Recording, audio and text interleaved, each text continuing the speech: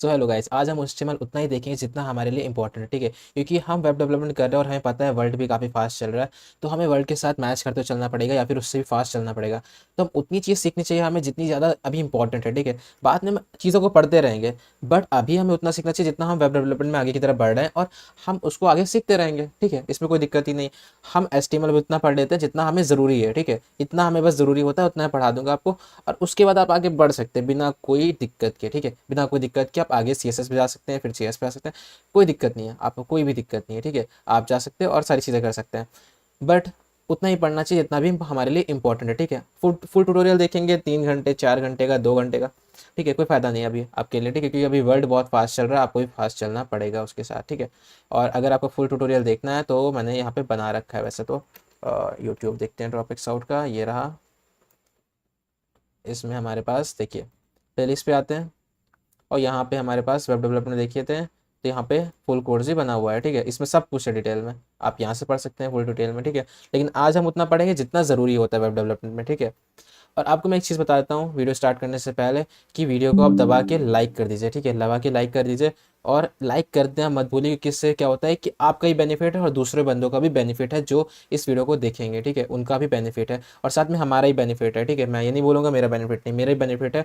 क्योंकि मेरा बेनिफिट ये है कि मेरे को सब्सक्राइबर बढ़ेंगे, ठीक है, और मेरे को तब मोटिवेशन मिलेगा, और मेरे को मोटिवेशन मिलेगा तो मैं और वीडियो बना पाऊँगा, ठीक है, अच्छे से। और आपका बेनिफिट है कि आपकी एक लाइक करने से वीडियो आगे बढ़ेगी, तो और लोग भी सीख पाएंगे, ठीक है।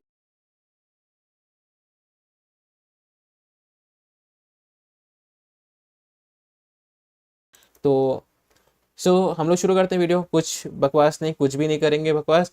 बस आप चैनल को सब्सक्राइब कर दीजिए, लाइक कर दीजिए और शेयर कर दीजिए। अब हम ये बात दोबारा नहीं बोलने वाले। और अब हम लोग वीडियो स्टार्ट करते हैं और कुछ नहीं, ठीक है। तो वीडियो स्टार्ट करने से पहले हमें 2-3 चीज़ें चाहिए होगी, जैसे कि हमें चाहिए एक कोड एडिटर चाहिए, तो एक आईडी। देखिए आईडी, अगर हम टॉप 10 की बात करें तो बहुत सारे आईडी थे हैं, जैसे हमारे पास पाईचार्म है, विजुअल स्टूडियो है, ठीक है, VS कोड है, देखिए यहाँ पे बहुत सारे, इंटेलाइज हमारा आइडिया है, और यहाँ पे एटम है, विम है, ठीक है। तो बहुत सारे आईडी हैं, तो मैं आपको बिना कोई संकोच के बताता हूँ आपको कौन सा आईडी चलाना है, ठीक है। आप VS कोड डाउनलोड कर लीजिए बहुत अच्छे से। देखिए VS कोड डाउनलोड कीजिए, ये है हमारे पास VS कोड। इसको डाउनलोड पे क्लिक करते हैं, डाउनलोड कर लेते हैं। यहाँ पे हम विंडोज़ पे डाउनलोड करना चाहते हैं, विंडोज़ पे डाउनलोड कर लेते हैं, और ये डाउनलोड होना शुरू हो जाएगा, ठीक है। इसको बस हम क्या करेंगे, सेव करेंगे, और जैसे ही आप हर चीज़ इंस्टॉल करते हैं वैसे ही सिंपल से आपको इसको नेक्स्ट नेक्स्ट नेक्स्ट नेक्स्ट और देन उसके बाद सेव। कोई दिक्कत नहीं, सेम सेव करते हैं, ठीक है। आपको ऐसे ही करना है कि ऐसे ही डाउनलोड हो जाए, डबल क्लिक कीजिए, इंस्टॉलेशन आएगा, नेक्स्ट नेक्स्ट नेक्स्ट जो भी आएगा प्रोसेस, नेक्स्ट नेक्स्ट नेक्स्ट, और तो उसके बाद ये इंस्टॉल हो जाएगा, कोई भी दिक्कत नहीं, ठीक है। इंस्टॉल होने के बाद ये जब आप यहाँ पे सर्च करेंगे तो आपको सर्च करना पड़ेगा VS कोड, ठीक है। ये रहा विजुअल स्टूडियो कोड, तो मैं इसको खोल लेता हूँ। मैंने खोल लिया विजुअल स्टूडियो कोड, ठीक है। शायद मेरे पास दो दो खुल गए, तो मैं इसको बंद कर देता हूँ, ठीक है। ये वाला बंद कर दिया। अब देखिए कुछ इस तरीके का दिखेगा ये।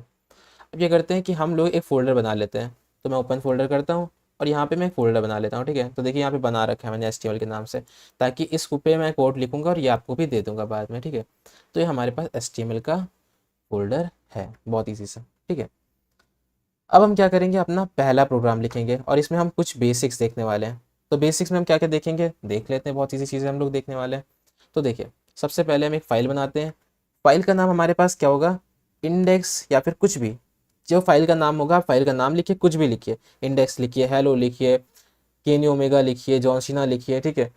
.html आपको लिखना पड़ेगा। ये जो .html है ये एक्सटेंशन है हमारा HTML का, ठीक है। बहुत सिंपल सी चीज़ है। यहाँ पे हम HTML भी लिख सकते हैं, और ये देखिए ये हमारे पास .html, ये हमारा HTML डॉट index.html फाइल हमारी बन गई है। अब इस पे हमें कोड लिखना शुरू करना है, ठीक है। कोई दिक्कत नहीं, इस पे कोड लिखना भी शुरू कर देंगे, बट उससे पहले मैं आपको कहता हूँ कि आप एक लाइव एक्सटेंशन वाला यहाँ पे एक्सटेंशन डाउनलोड कर लीजिए, जैसे लाइव सर्वर जैसे कहते हैं हम लोग। बहुत अच्छा एक्सटेंशन है, इसको डाउनलोड कर लीजिए। इस पर क्लिक कीजिए, इसको इंस्टॉल पे क्लिक कर दीजिए। अब ये इंस्टॉल हो जाएगा तो आपके पास कुछ यहाँ पे ऐसा फीचर दिखाई देगा जिसमें लिख के आएगा गो लाइव, ठीक है। तो इससे आप क्या कर सकते हैं, लाइव जा सकते हैं। कैसे, देखिए अगर मैं इस पर गो लाइव पे क्लिक करता हूँ, देखिए यहाँ से वैसे भी कर सकता हूँ, राइट क्लिक करता हूँ और यहाँ पे देखिए ओपन विथ लाइव सर्वर है, इससे भी हम जा सकते हैं लाइव पे। देखिए कैसे, अब मैं जब भी कुछ काम करूँगा हमारे ब्राउज़र पे सामने सामने दिखाने लगेगा, ठीक है। अब मैं इसको दो पार्ट में स्प्लिट भी करता हूँ स्क्रीन को, तो हमारे लिए ज़्यादा ईजी रहेगा, ठीक है, समझना। तो यहाँ पे गो लाइव करते हैं, वो लाइव हो गया, स्टार्टिंग हो रही है, देखिए स्टार्टिंग लिख के आ रहा है, अभी देखिए ये यहाँ पे शो होने लगा index.html हमारा फाइल। ठीक है, इसको साइड बाय साइड करते हैं। अब कोड करेंगे हम लोग यहाँ पे और देखेंगे यहाँ पे। ठीक है, तो मैं कोडिंग वाली स्क्रीन जो है ना थोड़ी सी बढ़ा देता हूँ, ये देखिए इसको थोड़ा सा बढ़ा के रखते हैं और वो ऐसे ही ठीक है, क्या दिक्कत है इसमें। तो हमें कैसे लिखते हैं कोड को, इसको देखते हैं। तो पहले हमें लिखना पड़ता है डॉक टाइप। ठीक है, देखिए विजुअल स्टूडियो कोड ने हमें पहले से ही सजेशन दे दिए हैं, ठीक है, बहुत सारे। लेकिन पहले तो हम ऐसे लिख के देख देते हैं कि कैसे लिखते हैं। ठीक है, उसके बाद इन लोगों के सजेशन को यूज़ करेंगे, क्योंकि हमें फास्ट चलना है तो हम सजेशन को यूज़ करेंगे ही करेंगे, ऐसा नहीं कि नहीं करेंगे। ठीक है, ये रहा। अब उसके बाद हमें क्या करना पड़ेगा, HTML टैग लिखना पड़ेगा।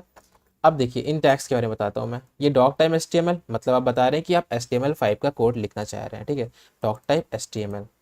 तो अब ये डॉक टाइप HTML की वजह से HTML5 के स्टैंडर्ड पे चलेगा। अब यहाँ पे HTML का टैग ओपन है और क्लोज है। ठीक है, ये देखिए इसे कहेंगे हम लोग ओपन टैग, इसे कहेंगे हम लोग क्लोजिंग टैग। हमने जब ओपन टैग लगाया तो कुछ इस तरीके का लिखा होगा। ठीक है, तो यहाँ पे हम लोग ये वाले मार्क लगाएंगे, वाले सिंबल्स लगाएंगे, फिर HTML लिख दिया मैंने। और उसके बाद यहाँ पे क्लोजिंग टैग में क्या किया हमने, बस वही सेम सिंबल, बट यहाँ पे क्या है, स्लैश है। ओके, सो हमें यहाँ पे स्लैश लगाना पड़ेगा। और अब मैंने जो लिखा है HTML और HTML को क्लोज किया, तो HTML का ओपनिंग टैग, HTML का क्लोजिंग टैग। ठीक है, तो यहाँ पे हमने क्या किया, एंगल ब्रैकेट से HTML टैग ओपनिंग कर दी और एंगल ब्रैकेट साथ यहाँ पे स्लैश लगा के HTML टैग को क्लोज कर दिया। बहुत ही सिंपल सी चीज़ है। ठीक है, अब हमें क्या करना है यहाँ पे, इसके बाद हमें यहाँ पे हेड बनाना है। ठीक है,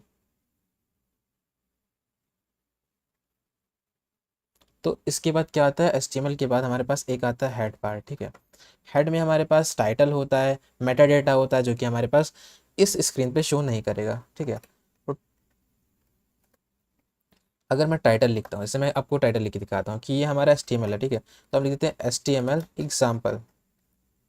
ठीक है, तो मैं सेव करता हूँ, देखिएगा इसको रिफ्रेश करता हूँ। अब देखिए यहाँ पे क्या लिख के आ रहा है, HTML एग्जाम्पल टाइटल। देखिए ये टाइटल है ना, ये टाइटल है। अब मैं आपको दिखाता हूँ। ठीक है, ऐसे HTML एग्जाम्पल लिखा है, वैसे यहाँ टाइटल चेंज करता हूँ, तो अगर HTML दे देता हूँ सब।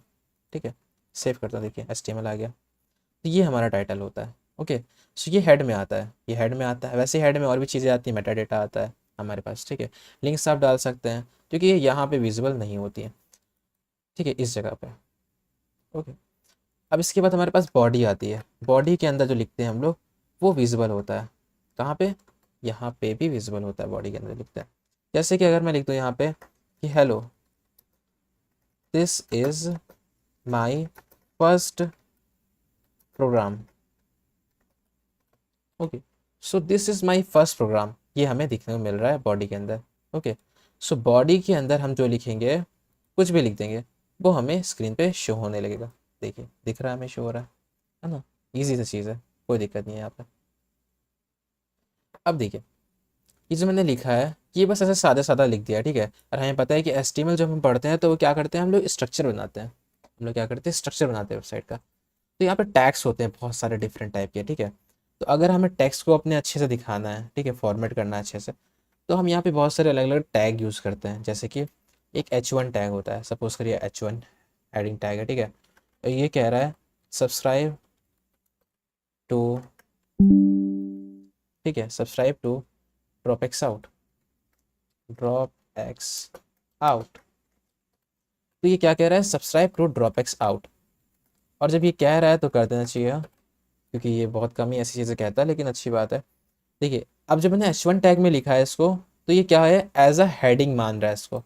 तो H1 tag as a heading होती है। अब मैं आपको एक चीज़ और बताता हूँ जिस टर्म में लोग कंफ्यूज होते हैं, तो मैं आपको यहाँ पे सब कुछ क्लियर करते चल रहा हूँ। ठीक है, ये हमारा क्या है, टैग है। ओके, H1 टैग है हमारा, और ये हमारा H1 क्लोजिंग टैग है। ठीक है, तो ये ओपनिंग है हो रही है H1 की, ये क्लोजिंग हो रही है, ये कंटेनर है ऊपर। अगर हम इसके बीच में कंटेंट भी लिख रहे हैं, ठीक है, तो ये पूरा मिला के हमारा कहलाता है एलिमेंट। ओके, सो ये पूरा H1 का एलिमेंट है। ओके, सो ये चीज़ होती है। अगर मैं यहाँ पे आपको एक शॉर्टकट की बताता हूँ, ऑल्ट शिफ्ट डाउन, ये हमारे VS कोड की काफ़ी इंपॉर्टेंट शॉर्टकट की है। ऑल्ट शिफ्ट डाउन दबाया तो देखिए और कॉपी हो गया। ठीक है, तो ऐसे ही H1 जो है ना हेडिंग, इसके और भी टैग्स होते हैं, जैसे H2। H2 टैग क्या होता है कि H2 जो होता है ना, ये भी हेडिंग टैग है, बट ये क्या करता है, ये हेडिंग देखिए इससे थोड़ी सी छोटी है। तो ऐसे 6 होते हैं, तो मैंने 2 बना लिए, 3 4 5 6।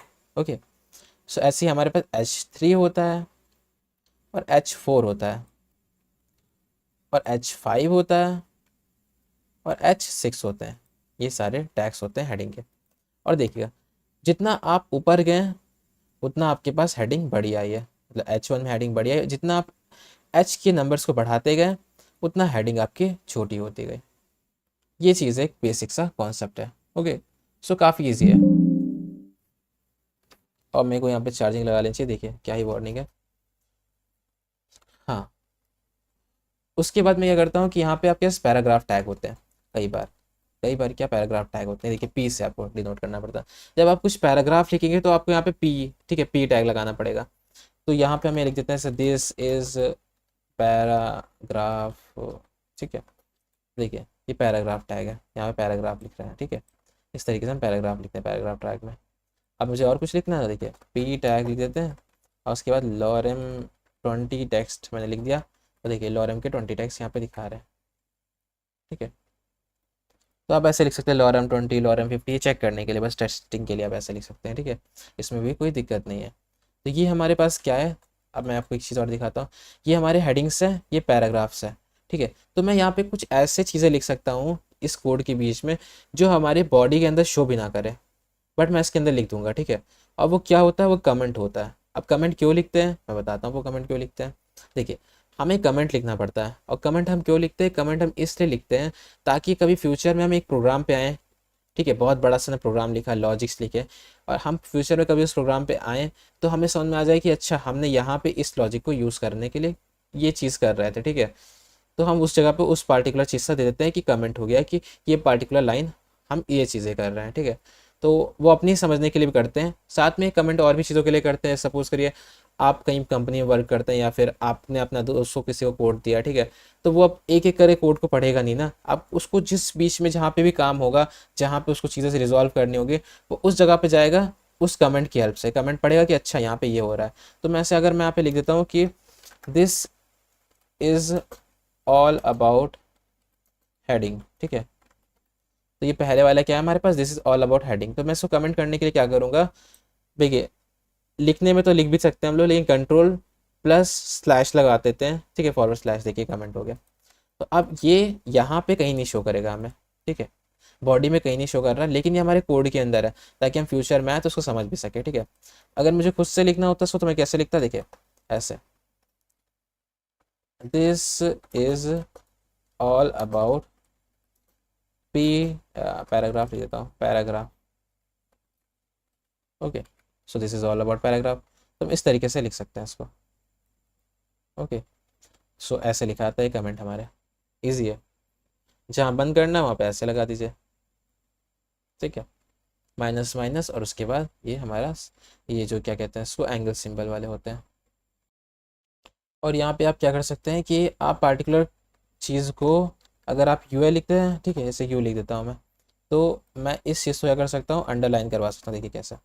अगर यू टैग के बीच में अगर इसको लिखते हैं तो देखिए अंडरलाइन हो जाएगा, ठीक है, यू टैग के बाद बीच में। वैसे और भी चीज़ देख सकते हैं, जैसे आई टैग के अगर मैं बीच में इस चीज़ को लिख दूँ, ड्रॉप एक्स आउट को, तो ये क्या हो जाएगा, इटैलिक्स हो जाएगा। देखिए आप मतलब टैग के अंदर भी टैग को लगा सकते हैं, मतलब पूरे एलिमेंट के अंदर भी एक एलिमेंट डाल सकते हैं, ठीक है। ये देखिए यहाँ पे हो गया ना। तो ये हो गया हमारे पास, अंडरलाइन होता है, ऐसे बोल्ड भी होता है हमारे पास, बोल्ड करने के लिए, ठीक है, टेक्स्ट को मोटा करने के लिए होता है बोल्ड। ये देखिए टेक्स्ट को मोटा करने के लिए बोल्ड होता है, ठीक है। देखिए टेक्स्ट मोटा हो गया, बोल्ड, ओके। ये देखिए इटैलिक्स हो गया ये वाला ना। टेक्स्ट बोल्ड यहाँ पे काम नहीं कर रहा है क्योंकि यहाँ पे हमारे पास हेडिंग है ये, और पहले से बोल्ड है। बट मैं आपको यहाँ पे दिखा देता हूँ कहीं और, जैसे कि यहाँ पे दिखाता हूँ, ठीक है। नीचे वाला ध्यान दीजिएगा आप यहाँ पे, ओके, इप्सम से, और यहाँ से हम इसको बोल्ड कर देते हैं। जहाँ पे टैग क्लोज करेंगे उतना बोल्ड हो जाएगा हमारे पास, देखिए इतना बोल्ड हो गया। तो हमारे पास बोल्ड होता है ये, ठीक है। ये टैग भी काफ़ी अच्छा होता है। और एक बहुत इंपॉर्टेंट और जैसे कि देखिए कि एक ही लाइन में subscribe to drop x out, but मुझे इस लाइन को यहाँ से चेंज करना है, जैसे लिखा है सब्सक्राइब टू, उसके बाद इस लाइन को चेंज करना है, तो मैं यहाँ पे बी आर टैग लगा सकता हूँ। तो ये हमारे पास बी आर टैग, इसका कोई क्लोजिंग पॉइंट नहीं होता, ठीक है, कि इसके बीच में कोई कंटेंट तो आता नहीं है, ठीक है। तो ये हमारे पास क्लोजिंग नहीं होता यहाँ पे, इसको ऐसे ही रख सकते हैं, या फिर इसको सेल्फ क्लोजिंग बनाना है तो इसको ऐसे रख सकते हैं, ठीक है। अब जैसे मैं लिखता हूँ उसको सेव कर, तो देखिए ये देखिए ये नीचे आ गया, ऐसा समझे आपको, देखिए नीचे आ गया ना, देखिए ईजी है। तो ये बी आर टैग होता है हमारे पास। आप क्या करते हैं, हम लोग नई चीज़ सीखते हैं, ठीक है। इमेज भी देख लेते हैं। तो देखिए मैं यहाँ पे कर देता हूँ img.html, ठीक है, फाइल image.html नाम की फाइल बना लेता हूँ ऐसी। ठीक है, यहाँ पे हम इमेज देखने वाले हैं, इमेज स्पेलिंग डाल देता हूँ सही, ठीक है। आप पहले तो पोर्ट को क्लोज करते हैं, अब उसके लिए ये वाला रन करेंगे, image.html वाला, ठीक है, पार्ट। अब मैं कुछ आपको बहुत ही इंपॉर्टेंट और बहुत ही सिंपल सी चीज़ बताता हूँ कि आप पहले से ही स्निपेट कैसे यूज़ कर सकते हैं HTML का, ठीक है। तो अगर आप यहाँ पे शिफ्ट प्लस एक्सक्लेमेटरी मार्क लगाएं तो ये कुछ इस तरीके का आ जाएगा। फिर आपको बस एंटर दबाना है, फिर इस पर क्लिक करना है, ठीक है। तो ये आप स्निपेट यूज़ कर लेंगे HTML का, ठीक है। अब आपको यहाँ पे हेड HTML ये वाला पार्ट खुद से नहीं लिखना पड़ेगा, ठीक है। अभी पहले से आ गया। यहाँ देखिए मेटा भी आया, आप वो सेट कर सकते हैं मेटा को, ठीक है। व्यू पोर्ट कैसे रखना है, ये सब चीज़ें आपके काम की अभी नहीं है, ठीक है, इसलिए आपको ये देखने की ज़रूरत नहीं है। आपको बस देखना है क्या कि ये हेड है, इसको मैं क्लोज करता हूँ अगर कन्फ्यूजन हो रही है। ये हेड था, हेड के अंदर क्या था, टाइटल थे, ठीक है। टाइटल, टाइटल को चेंज करना है हमें, हाँ चेंज करना है। हमारे पास तो इमेज का एग्जाम्पल है, तो image example, okay. So image example हो गया हमारे पास। अब हमें इमेज लगाना है, ठीक है। तो मैं H1 लिख देता हूँ और लिख देता हूँ HTML for superheroes, for superheroes, okay. So अब यहाँ पे हम इसको रिफ्रेश करते हैं, देखिए HTML फॉर सुपर हीरोज। अब यहाँ पे हम क्या करते हैं, एक फ़ोटो इमेज जो है ना उसको लगाएंगे, ठीक है। तो मैं एक फ़ोल्डर बना लेता हूँ यहाँ पे, इसका नाम होगा इमेजेस, ठीक है। इमेजेस नाम का फ़ोल्डर है। अब यहाँ पे इमेजेस लेके आते हैं कोई, तो मैं फाइल करता हूँ ओपन, देखता हूँ मेरे पास कोई इमेज पड़ी होगी तो मैं उसको यूज़ कर लूँगा। देख लेते हैं क्या दिक्कत है। डाउनलोड पे शायद पड़ी है, ये वाली पड़ी है तो है ये, ठीक है। इस वाली को डाउनलोड कर, इसको यूज़ करेंगे। तो इसको यहाँ पे डाल देते हैं कि इसके अंदर, इमेज के अंदर, देखिए इमेज के अंदर पड़ी है। इसको रीनेम भी कर देते हैं, इसका नाम हो जाएगा हमारे पास क्या नाम रखते हैं इसका, इसका नाम रख देते हैं हीरो, ठीक है। हीरो नाम रख दिया इसका। तो hero.png है ये हमारे पास। तो अब हमें क्या करना है, इमेज लगाना है अपनी स्क्रीन पे। तो कैसे लगा सकते हैं, देखिए img टैग लगाना पड़ता है हमें, img, ठीक है। इमेज टैग है img। अब मेरे को src देना है, सोर्स इमेज src। और उसके बाद किस सोर्स की बात कर रहा हूँ, तो मेरे को देखिए हम जो फाइल की बात कर रहे हैं image.html, ठीक है। ये इस पे हम वर्क कर रहे हैं और हमें कहाँ जाना है, इमेजेस पे आना है। और दोनों सेम फोल्डर पे हैं, दोनों HTML के सेम फोल्डर पे हैं। तो मेरे को बस यहाँ पे बैकस्लैश लिखना है और हम इमेजेस के अंदर जा पाएंगे। फिर इमेजेस के अंदर जाके हमें क्या चाहिए, hero.png चाहिए, उसको भी चले आते हैं। क्योंकि हम यहाँ पे सेम फोल्डर पे थे और फोल्डर का नाम क्या था, HTML फोल्डर। और सेम फोल्डर में इमेजेस था, इमेजेस के अंदर hero.png थी, ठीक है। और हम काम किस पे कर रहे हैं, image.html पे काम कर रहे हैं। तो ये हमारे पास इमेज आ गया, ठीक है। इसको भी आप ऐसे क्लोज कर दीजिए, यहाँ पे बीच में कंटेंट नहीं होता तो सेल्फ क्लोज भी बना सकते हैं, ठीक है। ये हमारे पास आ गई इमेज, ओके। सो इस तरीके से हमारी इमेज दिख रही है। बट ये इमेज बहुत बड़ी है, तो हम क्या कर सकते हैं, इसका हाइट और विड्थ सेट कर सकते हैं। कैसे, ऐसे मैं यहाँ पे लिखता हूँ हाइट, हाइट में लिख देता हूँ इसकी कुछ 300, देखिए आ गया यहाँ पे, ठीक है। हम यहाँ पे विड्थ भी लिख सकते हैं, ऐसे विड्थ मेरे को चाहिए कितनी, तो मैं विड्थ भी लिख सकता हूँ कि विड्थ मेरे को चाहिए 1000, ऐसे, ठीक है। मैं ऐसे लिख के देख लेते हैं, देखिए बहुत अजीब सी आ रही है। तो फिलहाल मैं यहाँ पे इसको कम कर देता हूँ, ठीक है, 500, हाँ सही आ रही है, ठीक है। अब देखिए कितना औसम लग रहा है, HTML मास्टर एसेंशियल्स। तो अब मास्टर करने हैं एसेंशियल्स, ठीक है। अब यहाँ पे एक चीज़ और होता है, ऑल्ट टेक्स्ट, जैसे ऑल्ट लिखा हमने और यहाँ लिख दिया हीरो HTML। सो अब ये ऑल्ट टेक्स्ट का मतलब क्या हुआ, देखिए सपोज करिए आपकी इमेज लोड नहीं हुई है, ठीक है। जैसे देखिए इमेज नहीं लोड हुई, तो देखिए यहाँ लिख के आ रहा है हीरो HTML, इस तरीके से हो सकता है, ओके। यहाँ पे आप टाइटल भी डाल सकते हैं, यहाँ पे आप टाइटल भी डाल सकते हैं। टाइटल जैसे हमने डाल दिया कि HTML फॉर बैटमैन्स, ठीक है। तो अब ये देखिए इसके बाद मैंने माउस रखा हुआ है और देखिए लिख के आ रहा है HTML फॉर बैटमैन, है ना। ये चीज़ें भी होती हैं इसमें, बहुत ईजी है ना, ईजी है ना। बस अब देखिए अब ये हो गया हमारे पास। अब नेक्स्ट आते हैं हम लोग यहाँ पे, इसको बंद करते हैं, नई फाइल खोलते हैं जिसका नाम होगा हमारे पास, हम आप पढ़ने वाले लिंक्स, ठीक है। तो links.html नाम की एक फोल्डर बना लेते हैं, फाइल बना लेते हैं, ठीक है। तो यहाँ पे इसको हटाते हैं और इसी को गो लाइव करते हैं। अब देखिए लिंक्स वाले को फिर से हम कर देते हैं control plus shift plus exclamatory mark, और ये हमारे पास आ जाएगा। अब यहाँ पे लिख देते हैं टाइटल में अपने आराम से कि टाइटल में लिंक्स, ठीक है, HTML लिंक्स के बारे में बात कर रहे हैं हम लोग, तो हम लोग HTML लिंक्स पढ़ने जा रहे हैं। मैंने लिख दिया यहाँ पे लिंक्स, कोई दिक्कत नहीं, ईजी सा एकदम, है ना। अब यहाँ पे हम क्या करते हैं, बॉडी का काम है, हमें इसको बंद कर देते हैं ताकि हम यहाँ पे बस फोकस कर सकें ना। तो लिंक्स में क्या होता है कि सपोज तो मेरे पास एक एंकर टैग होता है, ठीक है, हम उस पार्टिकुलर टेक्स्ट से किसी अलग यूआरएल पे आपको भेज सकते हैं, ठीक है। ऐसे एक टेक्स्ट है, उस पर क्लिक करने से कोई दूसरे आप यूआरएल पे जा रहे हैं, ऐसा कुछ कर सकते हैं। तो यहाँ पे हमारे पास एंकर टैग होता है, ये देखिए ए टैग। उसके बाद आपको href लिखना पड़ता है, href। उसके बाद आपको यहाँ पे उस यूआरएल का नाम जहाँ पे आपको रिडायरेक्ट करना है, तो मैं अपना गिटहब खोल देता हूँ, ठीक है, ड्रॉप एक्स आउट गिटहब, और ये वाला गिटहब जो ना इसको कॉपी कर लेता है, ठीक है, और इसमें यहाँ पे पेस्ट कर देता है इसको, ठीक है। अब यहाँ पे क्या करते हैं कि ये हमारा इसको बंद कर देता है। उसके बाद लिख देते हैं click here to go to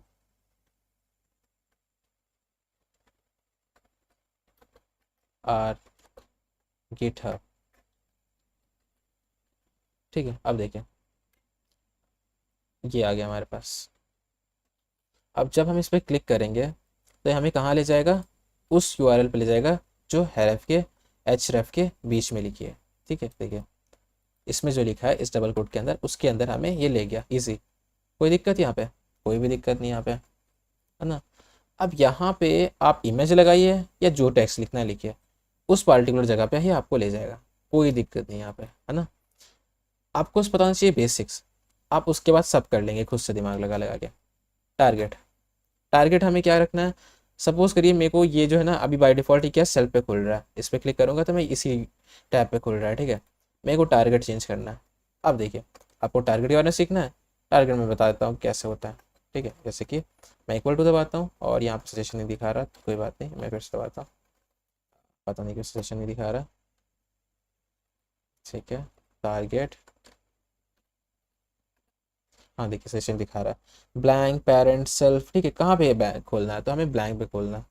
blank पे खोलने पे क्या होता है, देखिए अगर मैं यहाँ पे सेव करता हूँ, इस पे क्लिक करता हूँ, अब देखिए नया टैब पे खुल रहा है, ओके।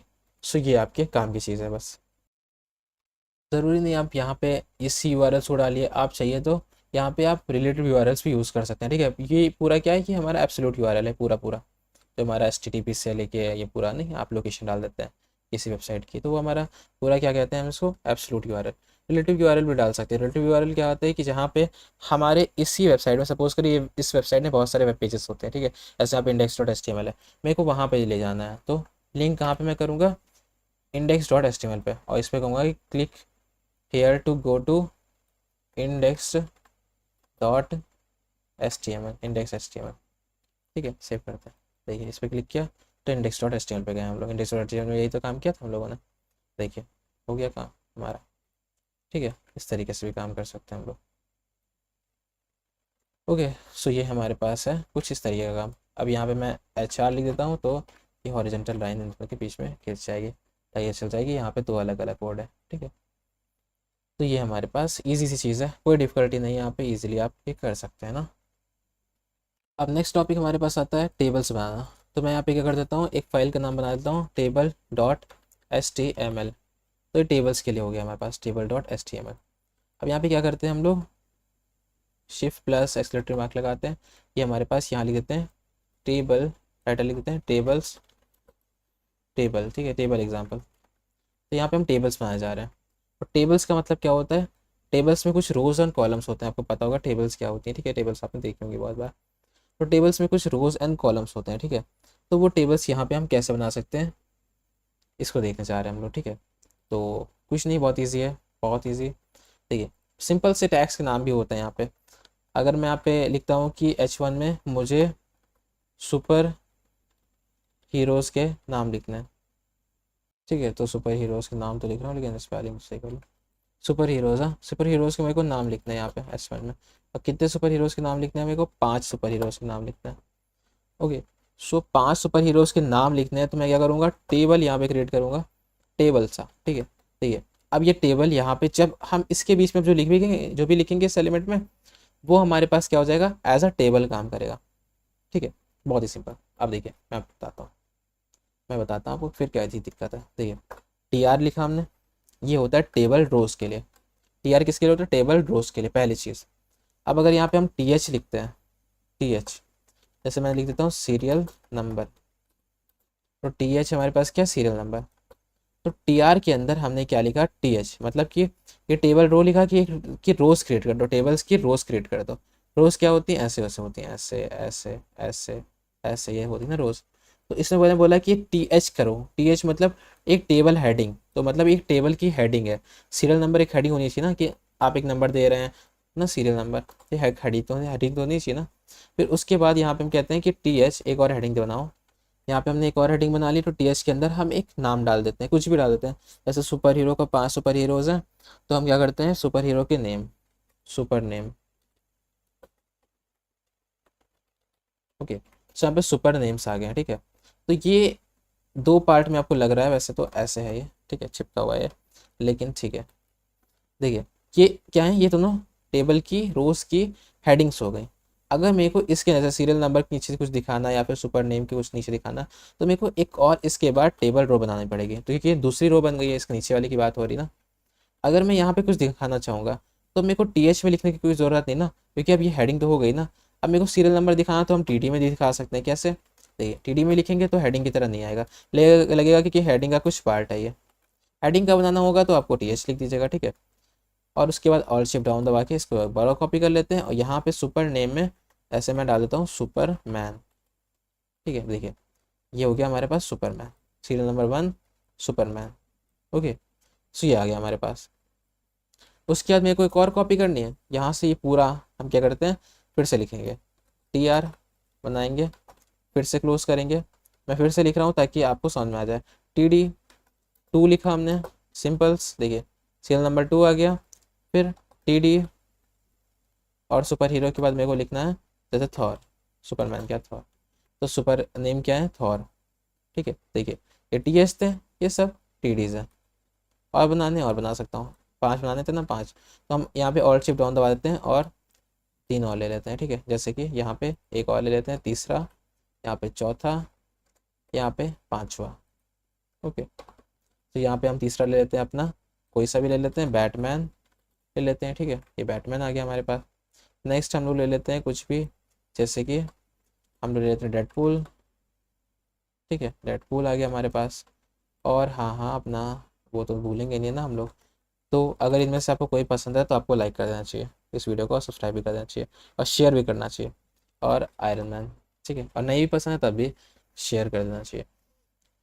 तो यहाँ पे हम क्या करेंगे, आयरन मैन मैंने लिख दिया 5वां सीरियल नंबर में। तो ये सुपर नेम्स है, Superman, bat Thor, Batman, Deadpool और आयरन मैन। देखिए लग नहीं रहा है टेबल है, बट पार्टिकुलर आपको एकदम टेबल की तरह नहीं लग रही, तो यहाँ पे आपको स्टाइल देनी पड़ती है। अगर मैं आपको बताऊँ स्टाइल कैसे देते हैं, तो क्या होता है कि स्टाइल ये एक सीसस का पार्ट है, लेकिन मैं आपको बस इसको करेक्ट करने के लिए कि टेबल की तरह ही काम कर रही है और टेबल की तरह ही लग रही है यहाँ पे, इसलिए स्टाइल लगाता हूँ। तो यहाँ पे स्टाइल क्या है, हम लोग ऐसे लिख सकते हैं, हेड के अंदर जाके स्टाइल लिख सकते हैं ऐसे। ये सीएसएस का पार्ट है, इसलिए इतना ज़्यादा फोकस ना करिए इस पर। ठीक है, हम एक टैग का नाम लिख सकते हैं कि मेरे को स्टाइल भी इस पर लगानी है, मेरे को टेबल पे स्टाइल लगानी है, इस वाले टैग।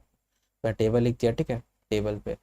और टेबल पे क्या लगाना है, मेरे को लगाना है बॉर्डर, टेबल पे बॉर्डर बनाना है इसका 2px का सॉलिड ब्लैक।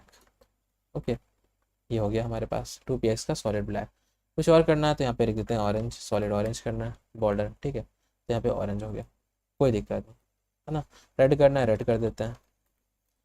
ओके, सो यहाँ पे स्टाइल की बात करनी है, इसलिए ज़्यादा फोकस नहीं करते हैं इसमें। ठीक है, बट यहाँ पे दिक्कत क्या है कि अभी हमें इसमें और भी डिज़ाइंस लगाने हैं। कैसे, देखिए इसके बीच में कोई एक और लाइन खींचनी चाहिए ना, ज़्यादा अच्छा लगेगा कि ये टेबल्स और अच्छे से लगेंगे अगर यहाँ पे लाइन होती बीच में और ऐसे ऐसे होता लाइन। तो अब हम क्या करेंगे इसमें, इसके लिए भी कुछ देखते हैं कि कैसे कर सकते हैं हम लोग। टी और टी एच के बीच में लाइन्स आ जाए, देखिए आ गई यहाँ पे। लेकिन अब मुझे अभी भी ये थोड़ी सी अजीब आ रही है, तो मुझे क्या करना चाहिए, यहाँ पे शायद एक प्रॉपर्टी आती है बॉर्डर कोलैप्स, शायद क्या आती है बॉर्डर कोलैप्स। हाँ, तो बॉर्डर कोलैप्स कर देते हैं हम लोग, ये सॉरी बॉर्डर कोलैप्स, ये आ गया। ठीक है, कोलैप कर देते हैं, देखिए बॉर्डर कोलैप्स होगा। सिंपल सी चीज़ है। इस तरीके से देखिए अब लग रहा है ना टेबल है, इस तरीके से हम यहाँ पे टेबल को क्रिएट कर सकते हैं ईजिली, और कोई भी हमें नहीं रोक सकता इसको क्रिएट करने में। अब हम लोग लिस्ट पढ़ते हैं, जिसमें हमारे पास आ जाएगा लिस्ट डॉट HTML नाम लिख देते हैं, ठीक है। और लिस्ट पढ़ने वाला लिस्ट डॉट HTML नाम भी लिख दिया मैंने। इसको हटाते हैं, अब इसको गो लाइव कर देते हैं, और मैंने इसको गो लाइव किया, ये देखिए लाइव आ गया यहाँ पर, ठीक है। टेबल्स कैसे बनाते हैं, सॉरी लिस्ट कैसे बनाते हैं ये देखते हैं हम लोग। तो यहाँ पे हमारे पास दो टाइप की लिस्ट होती है, दो टाइप की लिस्ट होती है, एक ऑर्डर लिस्ट होती है, एक अनऑर्डर लिस्ट होती है, ठीक है। ऑर्डर लिस्ट मतलब क्या है कि आपने बताया है कि पर्टिकुलर ऑर्डर में कि 1 2 3 4 इन सब में आपको किसी को काम करना है, ठीक है। और अनऑर्डर लिस्ट होती है कि आपने कोई पर्टिकुलर 1 2 3 4 नहीं बताया, आपने डॉट लगा दिया, ठीक है, कुछ भी ऐसा, मतलब कोई भी सिंबल लगा सकते हैं। हमें लिस्ट बनानी है तो हमें क्या करना पड़ता है, यूएल लिखना पड़ेगा। जैसे अनऑर्डर लिस्ट, तो पहले हम पे क्या पढ़ रहे हैं, अनऑर्डर लिस्ट। अनऑर्डर लिस्ट के लिए हमें यूएल लिखना पड़ता है, तब इसके बीच में जो भी लिखेंगे वो हमारा अनऑर्डर लिस्ट होगा। कैसे, देखिए अगर मैं यहाँ पे लिखूँ LI, ठीक है, और अब यहाँ पे कुछ लिखो ऐसे कि आइटम 1, तो हमारा ये क्या है कि देखिए लिस्ट 1 क्या आएगा, ठीक है। देखिए डॉट में अनऑर्डर लिस्ट है ये, है ना, अनऑर्डर लिस्ट है ये, बहुत सिंपल सी चीज़ है। और यहाँ पे मैं देखिए ऐसे रख सकता हूँ, ठीक है। ऑल शिफ्ट डाउन दबाते हैं, ऑल शिफ्ट डाउन दबाते हैं, ऑल शिफ्ट डाउन दबाते हैं, ऑल शिफ्ट डाउन दबाते हैं, ठीक है। अब देखिएगा ये 2 है हमारे पास, आइटम 2, आइटम 3, आइटम 4 और आइटम 5, तो 5 आइटम है हमारे पास, वो भी सब अनऑर्डर लिस्ट में। तो ये अनऑर्डर लिस्ट में मैंने क्या किए हैं, लिस्ट क्रिएट किए हैं, 1 2, तो पहले आपको क्या करना पड़ेगा, पहले टैग्स रखना पड़ेगा अनऑर्डर लिस्ट का, फिर आपको लिस्ट के बीच में रखना पड़ेगा जो जो चीज़ आपको लिस्ट में चाहिए, ठीक है। अगर मैं उसके ऊपर लिख देता हूँ कि दिस इज लिस्ट, तो वो आपके पास अनऑर्डर लिस्ट की उसमें प्रॉपर्टी यहाँ पे लिस्ट भी नहीं लगेगी, ठीक है, ये लिस्ट की तरह काम नहीं करेगा। बट अनऑर्डर लिस्ट में आया है तो इसलिए ये इस तरफ से दिखाएगा, ठीक है। तो इसको हटाते हैं। तो ये हमारे पास क्या एग्जांपल है, ये अनऑर्डर लिस्ट का एग्जांपल है। तो H1 डालते हैं, यहाँ लिखते हैं अनऑर्डर्ड लिस्ट, तो ये अनऑर्डर्ड लिस्ट का एग्जांपल था, ठीक है। अब क्या करते हैं हम लोग, ऑर्डर लिस्ट का एग्जांपल देख लेते हैं, ऑर्डर लिस्ट कैसे काम करती है, फिर पता चल जाएगा डिफरेंस क्या होता है। Ctrl+C दबाते हैं और यहाँ पे पेस्ट कर देते हैं, सिंपल सी चीज़ है, ठीक है। ये हम अनऑर्डर लिस्ट था, ये हम ऑर्डर लिस्ट पढ़ने जा रहे हैं अब। तो ये ऑर्डर लिस्ट हो गया, ठीक है। ऑर्डर लिस्ट को हमें क्या करना पड़ता है, OL टैग में डिनोट करना पड़ता है। तो अब इसके बीच में जितना भी चीज़ आएगा वो हमारे पास ऑर्डर लिस्ट में आएगी। देखिए LI मैंने लिखा आइटम 1, ओके। सो मैंने आइटम 1 लिखा है LI के साथ, और अब जो है ना अगर मैं सेव करूँ तो देखिए 1 लिख के आ रहा है, मतलब ये ऑर्डर लिस्ट है 1। अब उसके बाद क्या करूँगा, अगर मैं ऑल्ट शिफ्ट डाउन दबाता हूँ, all shift down, all shift down और ऑल शिफ्ट डाउन। अब अगर हम यहाँ पे 2 लिखते हैं, 3 लिखते हैं, 4 लिखते हैं, 5 लिखते हैं, ठीक है। अब देखिए 1 2 3 4 5, ये देखिए एक ही, मतलब ये ऑर्डर लिस्ट में आ रहा है, ठीक है। 1 2 3 4 5 मैंने नहीं लिखा है सब चीज़ें कि मेरे को चाहिए 1 2 3 4 5, ठीक है।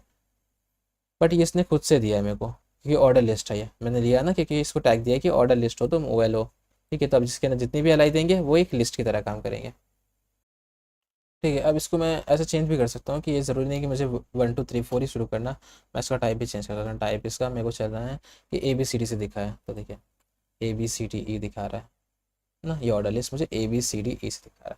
तो ऐसे आप टाइप भी चेंज कर सकते हैं।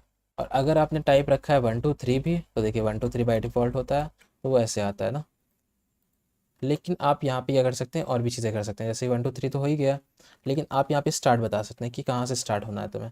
मैं बोल देता हूँ कि तुम्हें 13 से स्टार्ट होना है, ठीक है, 13 से। और देखिए 13 14 15 16 17 ये आ रहा है, ईजी चीज़ है एकदम, कोई दिक्कत नहीं यहाँ पे। अब बहुत ही इंपॉर्टेंट टॉपिक देखने वाले हम लोग, इसको बंद करते हैं, यहाँ पे रखते हैं हम लोग div.html, ओके। सो मैं यहाँ पे लिखता हूँ div.html, ओके। सो div.html ये रहा हमारे पास। इसको हम क्या करते हैं, यहाँ पे पोर्ट क्लोज करते हैं और यहाँ पे को लाइव करते हैं, ओके। सो मैं इसको हटाता हूँ और div.html है हमारे पास। अब हम शिफ्ट प्लस एक्सक्लेमेटरी लगाते हैं, कुछ इस तरीके दिखेगा। यहाँ पे हम लिख देते हैं div, ठीक है, div एग्जाम्पल। तो हम बना रहे हैं डिव, ठीक है। डिव बहुत ही इंपॉर्टेंट चीज़ है, क्यों, क्योंकि आपको ये हर वेबसाइट पे दिखेगा। अगर मैं आपको किसी वेबसाइट पे ले जाऊँ पार्टिकुलर, देखिए यहाँ पे हम आते हैं इसी पे, ठीक है। अगर मैं Ctrl+Shift+I दबाता हूँ और आपको इससे कोड के बारे में ज़रा दिखाऊँ, ठीक है, तो आप आइए कोड के पार्ट में, यहाँ पे आइए, आप इस पर क्लिक कीजिए, कहीं पे भी क्लिक करता हूँ, देखिए पार्टिकुलर कहीं पे क्लिक करते हैं जहाँ पे कुछ होना, लेकिन हमें डिव दिख जाए। देखिए अब देखिए आप ध्यान से, तो आपको हर जगह डिव दिख रहा होगा। ये देखिए ये डिव है, यहाँ पे भी आपको डिव दिख रहा है ना। तो ये सब डिव है, देखिए डिव, तो ये देखिए ये भी डिव है ना। हर जगह डिव है, देखिए डिव क्लोज हो रहा है, तो हर जगह आपको डिव दिख रहा है, बहुत ज़्यादा दिख रहा होगा डिव आपको। तो फिलहाल इतनी बार डिव क्यों आ रहा है, देखिए ये तो पूरा पूरा डिव है, देखिए ये पूरा डिव बना दिया उन्होंने, ये पूरा डिव है ना, ब्लू जितना हो रहा है। तो इतनी बार डिव क्यों आ रहा है, इसका कुछ रीज़न होगा ना। हाँ तो देखिए रीज़न क्या है डिव का, मैं बताता हूँ, मैं बता रहा हूँ ना। देखिए अब देखिए डिव जो होता है ना, वो एक कंटेनर की तरह काम करता है, ठीक है। जैसे कि अगर आपने डिव बना दिया, तो उसका मतलब है कि आप पार्टिकुलर जगह को एक तरीके के बता रहे हैं कि डिवीज़न है, ये क्या है, डिवीज़न है। तो ये आपको पता है क्या, ग्रुप करने में काम आता है। अगर आपको स्ट्रक्चर कंपोनेंट को एक ग्रुप में रखना है, तो यहाँ पे बहुत ज़्यादा काम में आ जाएगा, ठीक है। अगर आपको डिव को एक तरीके से, आप पार्टिकुलर जगह को डिव बना सकते हैं, एक डिवीज़न बना सकते हैं। और डिव साथ में आप कह सकते हैं लेआउट को सेट करने में बहुत हेल्पफुल होते हैं। जैसे आपने सेक्शंस को अलग बना दिया डिव में, कॉलम्स को अलग डिव में बना दिया, हेडर्स को अलग डिव बना दिया, फुटर्स को अलग डिव बना दिया, तो आप इस तरीके से सेक्शंस भी दिखा सकते हैं, ठीक है। साथ में वेब फॉर्म बनाने में काम आते हैं, जब भी आपको स्ट्रक्चर करना है वेब फॉर्म को, तो हर जगह पे आप डिवीज़न करते हैं, बहुत जगहों पे यूज़ होते हैं, यानी कि ये तो क्या ही बोलूँ मैं, बहुत ज़्यादा यूज़ होते हैं। तो अब देखिए, जैसे सपोज़ करिए मैंने एक डिव बनाया, ठीक है, ये देखिए डिव है, डिव, और ये पार्टिकुलर डिव है, ठीक है। सिंपल से एग्जांपल देखते हैं हम लोग। इस डिव में मैंने लिखा है लॉरेम के कुछ टेक्स्ट, जैसे मैंने लिखा लॉरेम के 50 टेक्स्ट, तो ये देखिए लॉरेम के 50 टेक्स्ट यहाँ पे दिखाई दे रहे हैं हमें, बहुत ही सिंपल तरीके से ना। अब वही सोचिए कि ये एक डिव है ना, ये एक डिव है, इसके अगर बीच में कुछ होता है, जैसे कि मैं यहाँ पे पैराग्राफ टैग भी लगाता हूँ, पी टैग, ठीक है। तो आप डिव के अंदर बहुत सारे टैग्स लगाते हैं, ठीक है, टैग्स लगाते रहते हैं, क्योंकि आपको बस इसको एक स्ट्रक्चर बनाना है कि अब ये एक डिव है, ये एक डिवीज़न है, ठीक है, एक डिवीज़न है। तो ये पूरा एक स्ट्रक्चर बना दिया आपने, एक डिवीज़न का स्ट्रक्चर है, ठीक है। इसके अगर अंदर कितने भी आपको टैग लगाने लगा सकते हैं अपनी मर्जी, ठीक है। वैसे ही आप एक और डिव बना सकते हैं, कि बहुत सारे डिव बना सकते हैं। देखिए ये एक डिवीज़न है, अब दूसरा डिवीज़न बनाना है आपको, तो उसमें भी देखिए लॉरेम का टेक्स्ट लिखा है, देखिए दूसरा डिवीज़न है। अब अगर मेरे को देखना है कि डिवीज़न सच में बन रहा है कि नहीं बन रहा है, तो मैं दिखाता हूँ आपको। ऑल्ट शिफ्ट आई दबाते हैं, कंट्रोल शिफ्ट आई, और यहाँ पे देखते हैं अपने कोड को। अगर मैं आपको देखिए यहाँ पे क्लिक करता हूँ, देखिए ये वाला, ये देखिए पी टैग है, लेकिन पूरा पी टैग किसके अंदर है, मैं दिखाता हूँ। इस पर क्लिक करते देखिए पूरा पी टैग किस पे है, एक डिव के अंदर है, देख रहे हैं। तो ये एक डिव है, ये डिवीज़न बन गया एक पूरा डिवीज़न। अब ये एक डिव है, इसके अंदर भी एक पी टैग है ना, और ये पूरा एक डिवीज़न है। इसके अंदर और टैग्स होने थे, तो और टैग्स हो सकते हैं, जैसे कि मैं लिखता हूँ H1, और लिख देता हूँ कि आई एम डिव 1। H1 नहीं, H1 तो है नहीं, तो यहाँ पे आई एम 1 ऐसा लिख देता हूँ, ठीक है। और यहाँ पे लिख देता हूँ कि आई एम कंट्रोल प्लस सी और कंट्रोल प्लस वी, ठीक है, आई एम 2। देखिए अब इस पूरे डिव के अंदर, ये पूरा जो डिव है हमारे पास, इसके अंदर अब एक और चीज़ आ गई है, ठीक है। देखिए ये पूरा डिव है, इस डिव के अंदर क्या क्या चीज़ें है, हेडिंग है, पैराग्राफ है, तो ये पूरा डिवीज़न बन गया, ठीक है। और ये एक पूरा डिवीज़न है, इस पूरे डिवीज़न के अंदर क्या हेडिंग है, पैराग्राफ है, ठीक है। अब इन दोनों डिवीज़न को एक एक डिवीज़न में भी लिख सकते हैं, कैसे, देखिए डिव लिखा मैंने, तो ये आपके स्ट्रक्चर पर डिपेंड करता है आपको कोड कैसे लिखना है, ठीक है। देखिए डिव लिखा मैंने, कंट्रोल प्लस एक्स दबाया, सेव किया, यहाँ पे पेस्ट करते हैं। देखिए सबसे बड़ा डिव, अब ये पूरा बड़ा डिव है, मतलब ये डिव के अंदर सारे डिव है। देखिए ये डिव है, मैं देख क्लिक करता, देखिए ये पूरा डिव है, इसके अंदर मैं खोलूँगा तो देखिए और डिव दिखेंगे हमें, और इसको खोलूँगा तो देखिए यहाँ पे इसका जो कंटेंट है वो लिखा हुआ है, ठीक है। जो भी इसके अंदर टैग्स लिखे हुए हैं, जो भी चीज़ें हैं वो सब यहाँ पे लिखी हुई हैं। इस तरीके से काम कर रहा है, तो ये डिविजन्स बना दिए हमने, डिविजन्स पार्ट पार्ट में काम कर सकते हैं हम यहाँ पे, ठीक है। इससे होगा क्या, देखिए सपोज करिए मेरे को स्टाइल लगानी थी, तो यहाँ पे एक डिवीज़न बना लिया था मैंने, तो यहाँ पे क्या कर सकते हैं, स्टाइल लगा सकते हैं। मैं लेता हूँ स्टाइल, तो ये CSS की स्टाइल देख रहे थे, इतना फोकस नहीं करते हैं, तो CSS की स्टाइल से बैकग्राउंड कलर लगाता हूँ मैं। तो बैकग्राउंड कलर इस तरीके से लगाते हैं CSS में, और यहाँ पे हम क्या करते हैं, बैकग्राउंड कलर कुछ लगा देते हैं जैसे बीच, तो देखिए ये पूरा बीच का हो गया कलर का, ठीक है। ये पूरा डिव जो है ना, इसमें जितनी भी चीज़ थी बीच कलर की हो गई। फिर यहाँ पे आते हैं, यहाँ पे भी लगा लेते हैं, जैसे मेरे को स्टाइल लगाना है, स्टाइल, ठीक है, बैकग्राउंड कलर। अब यहाँ पे कुछ और लगाते हैं, बीच है, ये एक्वामरीन लगाते हैं, ठीक है, हो गया, ये एक्वामरीन हो गया। इस तरीके से हम लोग डिव लिखते हैं, बहुत ईजी है। अब क्या करते हैं हम लोग, अब इसको हटाते हैं हम लोग, इसमें हम लोग ये दूसरी चीज़ देखते हैं, इसे हम कहते हैं यहाँ पे आईडी, ठीक है। तो id.html खोल लेते हैं फाइल को इस तरीके से नाम से। तो यहाँ पे हम क्या करते हैं कि शिफ्ट एक्सक्लेमेटरी मार्क फिर से, और ये देखते हैं आईडी। बहुत ही इंपॉर्टेंट टॉपिक, बहुत ही इंपॉर्टेंट टॉपिक, और ये बहुत ईजी समझ में आ जाएगा आपको, बहुत ईजी, एक बहुत से ईजी से एग्जाम्पल है। मैं यहाँ पे लिख देता हूँ कि H1 में आईडी प्रैक्टिस,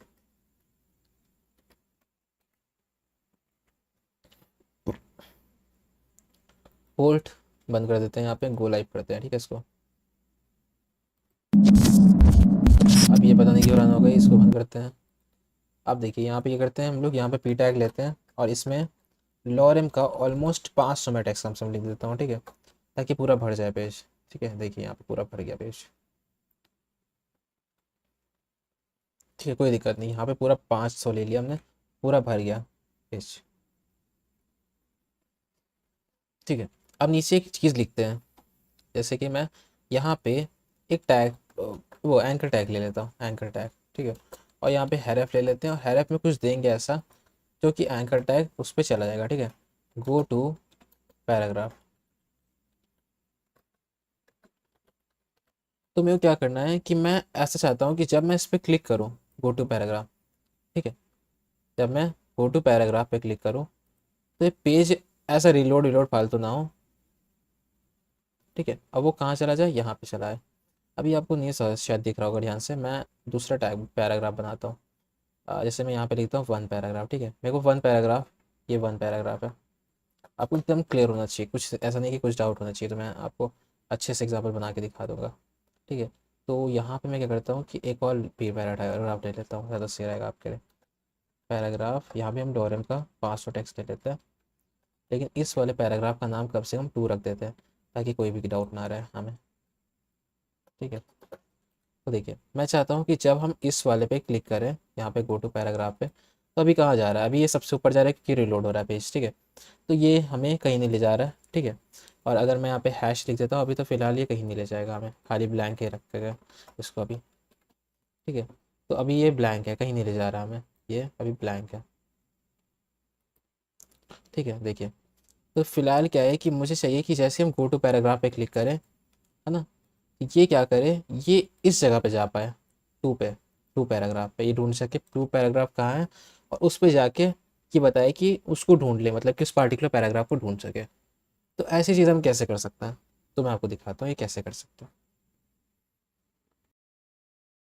अब देखिए मैं क्या करना पड़ेगा, यहाँ पे जो मैं पैन पी टैग लगाया यहाँ पे, है ना, यहाँ पे हम क्या करते हैं, ID is equal to ID का नाम देते हैं, जैसे कि मैं दे दिया ID का नाम कि हीरो दे दिया, ठीक है, ID का नाम हीरो। अब मेरे को क्या चाहिए कि देखिए मैं नीचे आता हूँ, गो टू पैराग्राफ करता हूँ, ठीक है। अभी फ़िलहाल कुछ नहीं हो रहा। अब मैंने आईडी का नाम क्या दिया यहाँ पे, देखिए आईडी का नाम दिया हीरो, आईडी का नाम क्या दिया हीरो। अब मुझे इस जगह पे अगर कूदना है तो मेरे को क्या करना पड़ेगा, यहाँ पे हैश लिखना पड़ेगा, किसके साथ, हीरो के साथ। जब भी आप आईडी को किसी आईडी पार्टिकुलर जाना चाहते हैं तो आप वहाँ पे हैश लिखेंगे और फिर उस आईडी का नाम लिखेंगे, ठीक है। यह आईडी का एक तरीके का सिंटेक्स है, ठीक है। हैश, फिर आपने जो आईडी का नाम दे रखा है, जो भी आपने दे रखा है, देखिए ID is equal to hero दे रखा, तो हैश और फिर हीरो, सेव करते हैं। अब नीचे आते हैं, गो टू पैराग्राफ करते हैं। अब देखिए 2 पे पहुंच गया, पार्टिकुलर आईडी ढूंढ के उसने काम किया, ठीक है। देखिए गो टू पैराग्राफ फिर करते हैं, देखिए आ गया पार्टिकुलर आईडी पे। इस तरीके से हमारे पास काम करता है आईडी टैग, ठीक है। बहुत सिंपल सी चीज़ है यहाँ पे। आईडी तो आपके लिए सिंपल है, ठीक है, आईडी आपको इस तरीके से लिखनी है, ठीक है। लेकिन मैं कुछ आपको और भी चीज़ बता देता हूँ आईडी के बारे में, कि आईडी आपके पास यूनिक होनी चाहिए। यूनिक का मतलब क्या हुआ कि अगर आपने एक बार आईडी ले लिया हीरो नाम की, तो दोबारा आप हीरो नाम की आईडी फिर से नहीं लेंगे, और आईडी हमेशा यूनिक ही रहेगी, ठीक है। ये आपका एक बहुत ही अच्छा गुड प्रैक्टिस, क्या ये मतलब एक अच्छा सा आपके पास मैंने टिप दिया है, ठीक है। अब ये समझ लीजिए आप कि इसके बाद भी चीज़ें होती हैं, ठीक है। क्लास होती है आईडी के साथ, क्लास जो है ना वो हम लोग CSS में प्रैक्टिस कर लेंगे, बहुत ही सिंपल सी चीज़ है, बट आपको डॉट करके लिखना पड़ता है, ठीक है इसको। और आपको वीडियो का मैं इसको टारगेट रखता हूँ 300 लाइक का। जैसे 300 लाइक होगा मैं CSS का एसेंशियल जो भी चीज़ें हैं, मास्टर्स ऑफ एसेंशियल्स बना लेंगे हम लोग CSS का, ठीक है। और बहुत जल्दी है, ऐसे 300 लाइक होगा, ये समझ लीजिए कि 310 होने से पहले भी मैं बना के आपको लॉन्च करके दे दूंगा, ठीक है। तो सिर्फ आप वो पढ़ेंगे जो आपके लिए ज़रूरी है, ठीक है। फुल कोर्स चाहिए आपको, कोई दिक्कत नहीं, फुल कोर्स ही बना देंगे। ये चाहिए आपको, ये भी बना देंगे। और कुछ चाहिए वो भी बना देंगे, ठीक है। जो चाहिए बना देंगे। अब क्या करते हैं हम लोग, यहाँ पे फॉर्म्स बना लेते हैं। तो यहाँ पे मैं लिख देता हूँ form.html, ठीक है। तो फॉर्म्स सीखने आ रहे हैं हम लोग, और इसको मैं कोड को बंद कर देता हूँ, यहाँ पे मैं गो लाइव कर देता हूँ, ठीक है। तो हमारे पास फॉर्म हो गया। शिफ्ट प्लस एक्सेप्टेड नाम लगाते हैं, और ये क्या हो गया, शिफ्ट प्लस एक्सेप्टेड नाम, और यहाँ पे इसको ऐसे करके यहाँ लिख देते हैं कि हम फॉर्म सीख रहे हैं, फॉर्म एग्जाम्पल, ठीक है। तो हमें फॉर्म बनाना बहुत इंपॉर्टेंट होता है। फॉर्म कैसे बना सकते हैं हम लोग, देखिए। फॉर्म बनाने के लिए हमें फॉर्म टैग लगाना पड़ता है, ऐसे फॉर्म टैग, ठीक है। ठीक है, तो ये फॉर्म टैग हो गया। अब फॉर्म के अंदर हमें क्या करना पड़ता है, बहुत सारे इनपुट लेने पड़ते हैं। तो इनपुट के साथ हमें लेबल्स देने पड़ते हैं। कैसे, ऐसे मैं लिखता हूँ अगर लेबल, ठीक है, लेबल। और लेबल क्या है कि हमें लिखना है कि फर्स्ट नेम। तो मैं बोलना चाहता हूँ कि फर्स्ट नेम क्या होगा, मैं बोलना चाहता हूँ फर्स्ट नेम जो होगा वो एक इनपुट लेगा, ठीक है। फिर क्या इनपुट लेगा, वो एक इनपुट लेगा जिसका टाइप होगा टेक्स्ट, ठीक है। तो ये देखिए, अगर मैं इसको रिफ्रेश करूँ तो देखिए, फर्स्ट नेम एक इनपुट लेगा जो कि टेक्स्ट टाइप का होगा, है ना। तो इस तरीके से बन जाएगा। लेबल लिखिए आप, और ठीक है। अब मेरे को चाहिए कि फर्स्ट नेम में भी कोई क्लिक करे तो ये इसी वाले इनपुट पे चला जाए। वो मैं कैसे कर सकता हूँ, देखिए। मैं लिखता हूँ फॉर एफ नेम, ठीक है। फॉर एफ नेम लिखा, और अब जो आईडी है ना इनपुट की, आईडी इनपुट की, वो हम एफ नेम कर देते हैं। मैं ऐसे दिखाता हूँ, आईडी इनपुट की हमने क्या कर दिया, एफ नेम। तो अगर मैं एफ नेम पे भी क्लिक करूँगा, फर्स्ट नेम पे भी, देखिए ये यहाँ पे चला गया आप अपने आप से, ठीक है। ये कर सकते हैं हम लोग यहाँ पे, इजी सा चीज़।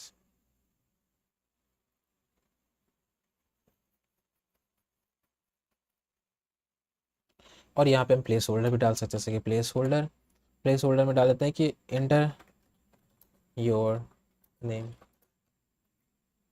ठीक है। एंटर योर फर्स्ट नेम, या तो फर्स्ट नेम, ये देखिए फर्स्ट नेम आ रहा है, एंटर योर फर्स्ट नेम आ रहा है प्लेस होल्डर पर, ठीक है। प्लेस होल्डर काफ़ी अच्छा लगता है देखने में, कि बस जाता है यूज़र को क्या डालना है, इसलिए होता है। ये भी हो गया हमारे पास। फॉर्म के अंदर ऐसे भी रख सकते हैं हम लोग, ठीक है।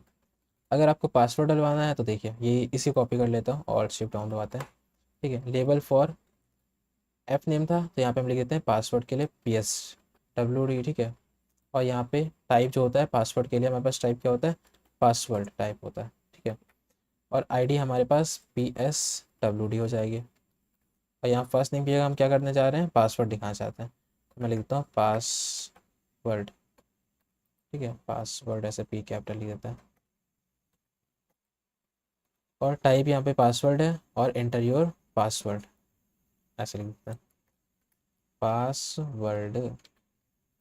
सो अब इसके बाद यहाँ पे क्या करते हैं, ब्रेक लगाते हैं, BR।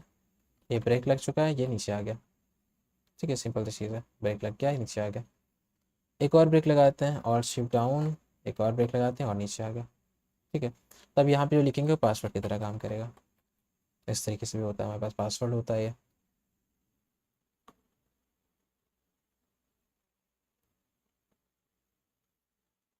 ठीक है। अब अगर आपको सबमिट बटन बनाना है कि फॉर्म पे क्लिक करने से, ये मतलब एक बटन पे क्लिक करने से फॉर्म सबमिट पे जाए, तो वो भी लिख सकते हैं आपसे। क्या उसका नाम होता है कि इनपुट टाइप, उसका होता है input type is equal to submit, ठीक है। तो ये सबमिट टाइप होता है यहाँ पे, देखिए सबमिट आ गया यहाँ पे, ठीक है। इस पर क्लिक करने से फॉर्म जो होता है वो आप गेट पोस्ट रिक्वेस्ट कर सकते हैं, ठीक है। आप फॉर्म के वो चीज़ें हम बाद में देखेंगे जो आपके लिए भी इंपॉर्टेंट नहीं है। अगर आपको देखना है फुल डिटेल में तो देख भी सकते हैं आप, कोई दिक्कत नहीं है, मैंने बना रखा है उसका भी ट्यूटोरियल, ठीक है। अब देखिए यहाँ पे अगर आपने रीसेट पे क्लिक किया तो रीसेट पे सेव करते हैं, देखिए सबमिट और रीसेट। रीसेट क्या है कि देखिए मैंने यहाँ पे कुछ लिखा, यहाँ पे कुछ लिखा, रीसेट कर दिया। सबमिट क्या होगा, यहाँ पे कुछ लिखा, यहाँ पे कुछ लिखा, देखिए रिलोड होगा, मतलब कि सबमिट हो गया है, कुछ कहीं पे जा रहा है, ठीक है, डेटा को। तो फॉर्म में एक एक्शन लगा सकते हैं कि डेटा कहाँ जा रहा है। फिर उसके बाद यहाँ पे इनपुट का टाइप और भी लिख सकते हैं, जैसे कि इनपुट टाइप हम रेडियो रख सकते हैं। कैसे, BR टैग लगाते हैं, फिर मैं दिखाता हूँ, BR टैग ओके। सो BR टैग क्या, मैं दिखाता हूँ कि आपको कि यहाँ पे इनपुट अगर मैंने ले लिया, इनपुट टाइप रेडियो, ठीक है। इनपुट टाइप मैंने क्या ले लिया, रेडियो। तो रेडियो टाइप में इसको बंद कर देते हैं, ठीक है। ठीक है, अब इसमें यहाँ पे लेबल कर देते हैं, लेबल। तो लेबल क्या करना है, यहाँ पे लिखते हैं सुपर हीरो। क्या आप सुपर हीरो हैं या फिर आप सुपर ज़ीरो हैं, ऐसे में कुछ भी लिखता हूँ, ठीक है। अब यहाँ पे बी आर दबाते हैं, बी आर, और इसको बंद कर देते हैं। और एक बार और कंट्रोल और शिफ्ट डाउन, बी आर दबा के बंद करते हैं इसको, ठीक है। अब थोड़ा सा दूर लग रहा है, सही लग रहा है, अब देखना। अब 1 इंच के लिए भी इनपुट दे देते हैं, control plus C, control plus V, ठीक है। यहाँ पे इनपुट इसको बंद करना पड़ेगा, ठीक है। ये सुपर ज़ीरो के लिए, सुपर हीरो के लिए, बट ये दोनों पे ही क्लिक हो रहा है, ठीक है। और हमें पता है कि रेडियो में एक पे सेलेक्ट किया आता है। तो फिलहाल हम इसका नेम जो है ना दोनों का सेम कर देते हैं, तो ये काम हो जाएगा। और नेम जो है वो हीरो नेम है, ठीक है। और यहाँ पे भी नेम हीरो कर देते हैं, तो दोनों का नेम सेम हो गया। अब दोनों एक साथ काम करेंगे। ये सुपर हीरो, देखिए सुपर हीरो पे क्लिक किया, ये सुपर ज़ीरो पे क्लिक किया, ठीक है। इस तरीके से हम लोग इस पर काम ले सकते हैं। सो हेलो गाइस, आज हम देखने वाले हैं C S S essentials. Okay, तो सी एस एस एसेंशियल्स में हम क्या देखेंगे कि हम उतनी चीज़ देखेंगे जितना आपको वेब डेवलपर बनने में एक हेल्पफुल होगा, ठीक है। अगर आपको एक वेब डेवलपर बनना है तो आपके लिए हेल्पफुल जितनी चीज़ है उतनी चीज़ देखेंगे, ठीक है। क्योंकि आपको पूरा सी एस एस पढ़ने की कोई ज़रूरत नहीं है, ठीक है। अभी इतना जो सीखिए, उसके बाद आप अपनी जॉब करिए या फिर अपना किसी वर्क पे लगे, या फिर आपको फ्रीलांसिंग करनी है, आपको अपना बिजनेस खोलना है, वो करिए आप, ठीक है। और आगे की चीज़ें आप सीखते रहिए, ठीक है। सी एस एस में आपको इतना कुछ पढ़ने की ज़रूरत नहीं है। या आप अगर पूरा कोर्स देख रहे हैं, इतना टाइम वेस्ट कर रहे हैं, उससे अच्छा आप इस टॉपिक्स को अच्छे से देखिए, ठीक है। इस पे और घुसिए, इस पे आराम से फोकस कीजिए। तो मैं पहले शुरू करता हूँ इंट्रोडक्शन से, ठीक है। और फिर हम जाएंगे अप्लाइंग सी एस एस और इन सब टॉपिक्स पे जाते रहेंगे, ठीक है। तब हम यहाँ पर टिक करते रहेंगे क्या क्या टॉपिक कंप्लीट हो गया। बट अभी हम बात करते हैं सिर्फ क्या, इंट्रोडक्शन का, ठीक है। तो इंट्रोडक्शन क्या है, सी एस एस क्या है। सो इंट्रोडक्शन क्या है, सी एस एस क्या है, तो हमें पता है कि सी एस एस बहुत ही इंपॉर्टेंट पार्ट है। ये हमारे पास स्टाइल करने के लिए काम आता है, ठीक है। जब हम एच टी एम एल के बाद हम सी एस एस ही पढ़ते हैं ना, तो एच टी एम एल हमने पढ़ लिया, स्ट्रक्चर बना लिया वेबसाइट का। अब वेबसाइट को थोड़ा मुझे ऐसा करना है कि लोग आए तो खुश हो जाए, इंटरेक्टिव लगे उन्हें, वेबसाइट वेबसाइट में एकदम मतलब खुश हो जाए, ब्यूटीफुल सी वेबसाइट लगे। तो वो चीज़ क्या करेगा, सी एस एस की हेल्प से करेंगे, ठीक है। इसका फुल फॉर्म होता है कास्केडिंग स्टाइल शीट। ओके, देखिए यहाँ पे स्टाइल आ रहा है इसी में। अब पहले टॉपिक पे जाते हैं और यहाँ से शुरू करते हैं अप्लाइंग सी एस एस, ठीक है। तो पहले हम अप्लाई करते हैं सी एस एस, और कौन कौन सी अप्लाई करेंगे, इंटरनल, एक्सटर्नल और इनलाइन सी एस एस। तो शुरू करते हैं अपना कोड। यहाँ पे जाते हैं वी एस कोड पे, और वी एस कोड पे जाके हम लोग यहाँ पे सी एस एस लगाएंगे, ठीक है। तो मैं यहाँ पे एक नया प्रोजेक्ट खोल लेता हूँ, ओपन फोल्डर, और यहाँ पे डाउन डेस्कटॉप पे जाते हैं। डेस्कटॉप पे जाके हम लोग यहाँ पे एक फोल्डर खोल लेते हैं, इसका नाम होगा हमारे पास C S S essentials. Okay, और इसको हम सेलेक्ट कर लेते हैं। ये सेव नहीं है, सेव तो है पहले से ही, फालतू दिखा रहा है। कोई बात नहीं, कोई बात नहीं, ठीक है। अब यहाँ पे क्या करते हैं हम लोग, index dot H T M L बना लेते हैं कि हमें बताएं कि सी एस एस का हमें फाइल को चलाना है। तो हमें क्या है, इंटरनल सी एस एस या एक्सटर्नल सी एस एस या फिर इनलाइन सी एस एस जो भी चलानी है हमें, हमें यहाँ पे एक एच टी एम एल का स्ट्रक्चर होना चाहिए, उसी में तो हम सी एस एस लगाएंगे। तो ये चीज़ हमें इसमें एच टी एम एल लिखना आना चाहिए, ठीक है। तो एच टी एम एल हमें आता है तभी हम सी एस एस लगाएंगे उसके ऊपर ही। तो हमने एच टी एम एल में यहाँ पे लिख दिया टाइटल डॉक्यूमेंट, ठीक है। बहुत सिंपल से टाइटल लिखा है। टाइटल में चेंज करता हूँ, यहाँ पे रखता हूँ C S S essential. Okay, C S S essentials, okay. अब क्या करते हैं हम लोग, यहाँ पे एक टैग लेते हैं। आपको एच वन टैग के बारे में पता ही होगा, एच वन टैग के बारे में। और इसमें हम क्या लिख देते हैं, यहाँ पे लिख देते हैं ड्रॉप एक्स आउट। अगर मैं यहाँ पे ड्रॉप एक्स आउट लिख देता हूँ तो होगा क्या कि हमारे पास क्या एच वन टैग से दिखाने लगेगा ड्रॉप एक्स आउट, जैसे हमें पता है। देखिए, जैसे हमें पता है कि एच वन टैग पे ड्रॉप एक्स आउट दिखाने लगेगा, ठीक है। मैंने गो लाइव कर दिया, अभी दिखेगा यहाँ पे। ओके, सो ये दिख रहा है यहाँ पे, और हम इसे फोकस रखेंगे और इसको साइड बाय साइड कर देते हैं। ओके, सो ये हमारा साइड बाय साइड हो गया। अब कोड हम यहाँ पे देखते रहेंगे, ठीक है। बहुत ही सही रहेगा क्योंकि हमें यहाँ पे दोनों जगह देखते रहेंगे, हमारे लिए बेनिफिशियल है, ठीक है। अब हम इस पे एक सी एस एस लगा के देखते हैं, और वो सी एस एस होगी इनलाइन सी एस एस। तो मैं यहाँ लिख देता हूँ, यहाँ पे हम लोग लिखने वाले लगाने वाले हैं, क्या लगाने वाले हैं, inline. Okay, inline C S S, ठीक है। मैं इस चीज़ को कमेंट कर देता हूँ। तो कंट्रोल प्लस हमारे पास यहाँ पे स्लैश से हम इनलाइन ये इसको कमेंट कर सकते हैं। अब कमेंट किस लिए होता है, हमारे फ्यूचर रीड के लिए होता है, ठीक है। अगर हमने इस कोड को यहाँ पे कमेंट कर दिया तो इसका मतलब हम फ्यूचर में इस कोड पे आएंगे तो हमें हमें पता रहेगा कि अच्छा हमने यहाँ पे ये चीज़ लिखी थी, ठीक है। इसलिए कमेंट हम कर सकते हैं यहाँ पे, ठीक है। तो इसको आप ऐसे भी लिख सकते हैं, यहाँ पे एंगल ब्रैकेट लगाइए, उसके बाद यहाँ पे एक्सक्लेमेटरी मार्क और यहाँ हाइफन हाइफन इनलाइन सीएसएस, फिर हाइफन हाइफन और फिर एंगल ब्रैकेट क्लोज, ठीक है। अब यहाँ पे इनलाइन सीएसएस लगाई तो मेरे को स्टाइल लिखना पड़ेगा, ठीक है। देखिए यहाँ पे क्या है, ये टैग है, इसके बगल हमने क्या लिखा, इसी के अंदर हमने एट्रीब्यूट डाला स्टाइल। अब स्टाइल में क्या प्रॉपर्टीज डालनी है मेरे को स्टाइल की, तो मेरे को चाहिए कलर जो हो वो क्या हो जाए, ऑरेंज हो जाए इसका, मेरे को ये चाहिए। और देखिए कलर ऑरेंज हो गया। तो ये सीएसएस की प्रॉपर्टी है कलर, ठीक है। कलर लिखिए आप और उसके बाद यहाँ पे आप कलर की वैल्यू डाल दीजिए, जैसे कि ऑरेंज यहाँ पे मैंने डाल दी, ठीक है।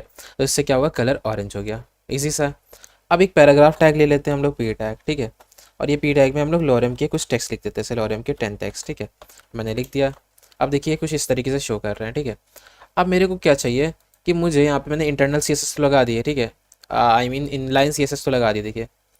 तो यहाँ मैंने इनलाइन सीएसएस तो लगा दी, देखिए इजी से हमने इनलाइन सीएसएस लगा दी। अब मुझे चाहिए कि ये जो पी टैग है ना, इस पे इनलाइन सीएसएस ना लगाएं, हम लोग इंटरनल सीएसएस लगाएं। तो इंटरनल सीएसएस कैसे लगाते हैं हम इसको भी देख लेते हैं। तो बेसिक है, देखिए आप ये करना है, यहाँ पे आना है हेड पे, देखिए हेड पे आइए आप, ठीक है। आप बॉडी से ऊपर आएंगे तो हमें क्या दिखेगा, हेड क्लोजिंग और ओपनिंग दिखेगी, और उसके बीच में आप लिख सकते हैं कहीं भी। तो मैंने क्या किया, स्टाइल लिखा। अब स्टाइल को मैंने ऐसे करके ओपन किया टैग को, और इसको क्लोज भी कर दिया, ठीक है। स्टाइल टैग को ओपन किया, स्टाइल टैग को क्लोज कर दिया। अब इसने एचटीएमएल पेज ने समझ लिया कि अच्छा यहाँ पे स्टाइल लग रही है। अब वो स्टाइल किसी भी लगा सकते हैं। तो देखिए अभी हम सेलेक्टर पढ़ नहीं रहे हैं, लेकिन देखिए मुझे क्या करना है, पी टैग पे स्टाइल लगानी है। तो मैं कैसे करूँगा, मुझे पी को सेलेक्ट करना पड़ेगा, मुझे करना पड़ेगा, मुझे पी टैग पे स्टाइल लगानी है। और कौन सी स्टाइल लगानी है, हमें लगानी है यहाँ पे कलर। हमने अभी तक कलर पढ़ी है, ठीक है। तो कलर प्रॉपर्टी लगानी है और इसकी वैल्यू क्या होगी, इसकी वैल्यू होगी हमारे पास, सपोज करिए मैंने यहाँ पे दे दी कुछ दे देते हैं, रेड दे देते हैं। तो देखिए रेड हो गई, देख रहे हैं आप, देखिए ध्यान से रेड हो गई। तो इस तरीके से हम यहाँ पे क्या लगा रहे हैं, इंटरनल सीएसएस। तो यहाँ पे हम लिखते हैं इंटरनल सीएसएस। तो ये हमारी इंटरनल सीएसएस हो गई, ठीक है। अब इसको भी हम ऐसे ही क्या कर देते हैं, कमेंट कर देते हैं, ताकि आपको कोड में दूँ तो आपको अच्छा से समझ में आ जाए, ठीक है। तो इंटरनल सीएसएस है। इसका नाम इंडेक्स डॉट एचटीएमएल से हटा के हम लोग क्या कर देते हैं, रीनेम करके वन डॉट एचटीएमएल कर देते हैं। फ़ायदा क्या रहेगा कि जो जो हम पढ़ते रहेंगे टॉपिक वो आपको इस तरीके से मिल जाएंगे, फिर आपको समझ में आ जाएगा इजीली, ठीक है। अब मैं इसको गो लाइव कर देता हूँ वापस, क्योंकि अदरवाइज़ ये एरर दिखा देगा, ठीक है। ये देखिए, तो ये हमारे पास वन डॉट एचटीएमएल है, ओके। सो ये हमारा हो गया इनलाइन और इंटरनल सीएसएस, ठीक है। अब आप जो बेसिकली मेनली यूज़ करेंगे मैक्सिमम टाइम पे वो होता है एक्सटर्नल सीएसएस, क्योंकि आप इसी एचटीएमएल डॉक्यूमेंट में अगर स्टाइल भी रखेंगे और बहुत कुछ रख देंगे तो थोड़े से दिक्कत वाली चीज़ है, ठीक है। लेकिन इनलाइन सीएसएस भी बहुत जगह पे यूज़ होती है और इंटरनल सीएसएस भी बहुत जगह पे यूज़ होती है, तो सबकी एक एक बेनिफिशियल है। तो आपको समझ में तीनों आने चाहिए, ठीक है, कैसे यूज़ करते हैं। ईजी है, देखिए बस आपने इनलाइन सीएसएस कैसे लिखी, टैग के अंदर ही लिख दी। इंटरनल सीएसएस कहाँ लिखी, आपने हेड के अंदर लिखी स्टाइल लिख के। अब आपको एक्सटर्नल सीएसएस यूज़ करना है, तो देखिए मुझे क्या करना है, एक मेरे पास यहाँ पे लिखा है सपोज करिए स्पैन टैग, ठीक है। और स्पैन टैग पे लिखा है यहाँ पे लॉरेम का 10 नहीं 20, ठीक है, 20 वर्ड्स, देखिए कुछ इस तरीके के।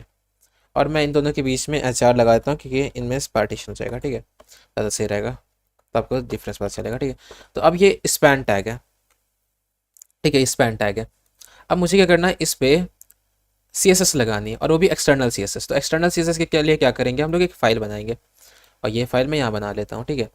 तो ये फाइल है मैं यहाँ बना लेता हूँ, और इसका क्या कर दूंगा नाम, यहाँ पे नाम दे देता हूँ अपने हिसाब से। इसका नाम हम रख देते हैं वन डॉट CSS, ठीक है।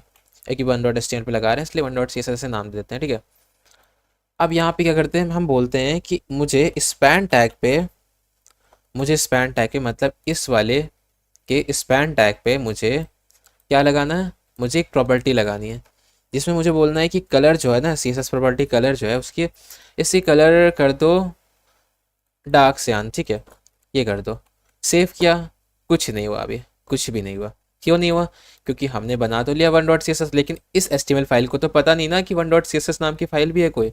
तो इसको बताने के लिए अब हम क्या करेंगे, मुझे यहाँ पे हेड के अंदर ही इन दोनों फाइल्स को एक दूसरे के साथ लिंक करना पड़ेगा, ठीक है। तो मैं क्या करूँगा, टाइटल के नीचे जाके यहाँ पे ये थोड़ा सा स्पेस देते हैं और यहाँ समझते हैं, ठीक है। यहाँ पे मैं यहाँ पे क्या कर देता हूँ, यहाँ पे मैं लिंक कर देता हूँ, मुझे लिंक करना पड़ेगा, ठीक है। अब लिंक करके हम क्या करेंगे, हैरेफ, ठीक है, एच रेफ कर देंगे। और किसको रेफ करेंगे, यहाँ पे हमारे पास one dot C S S, ठीक है।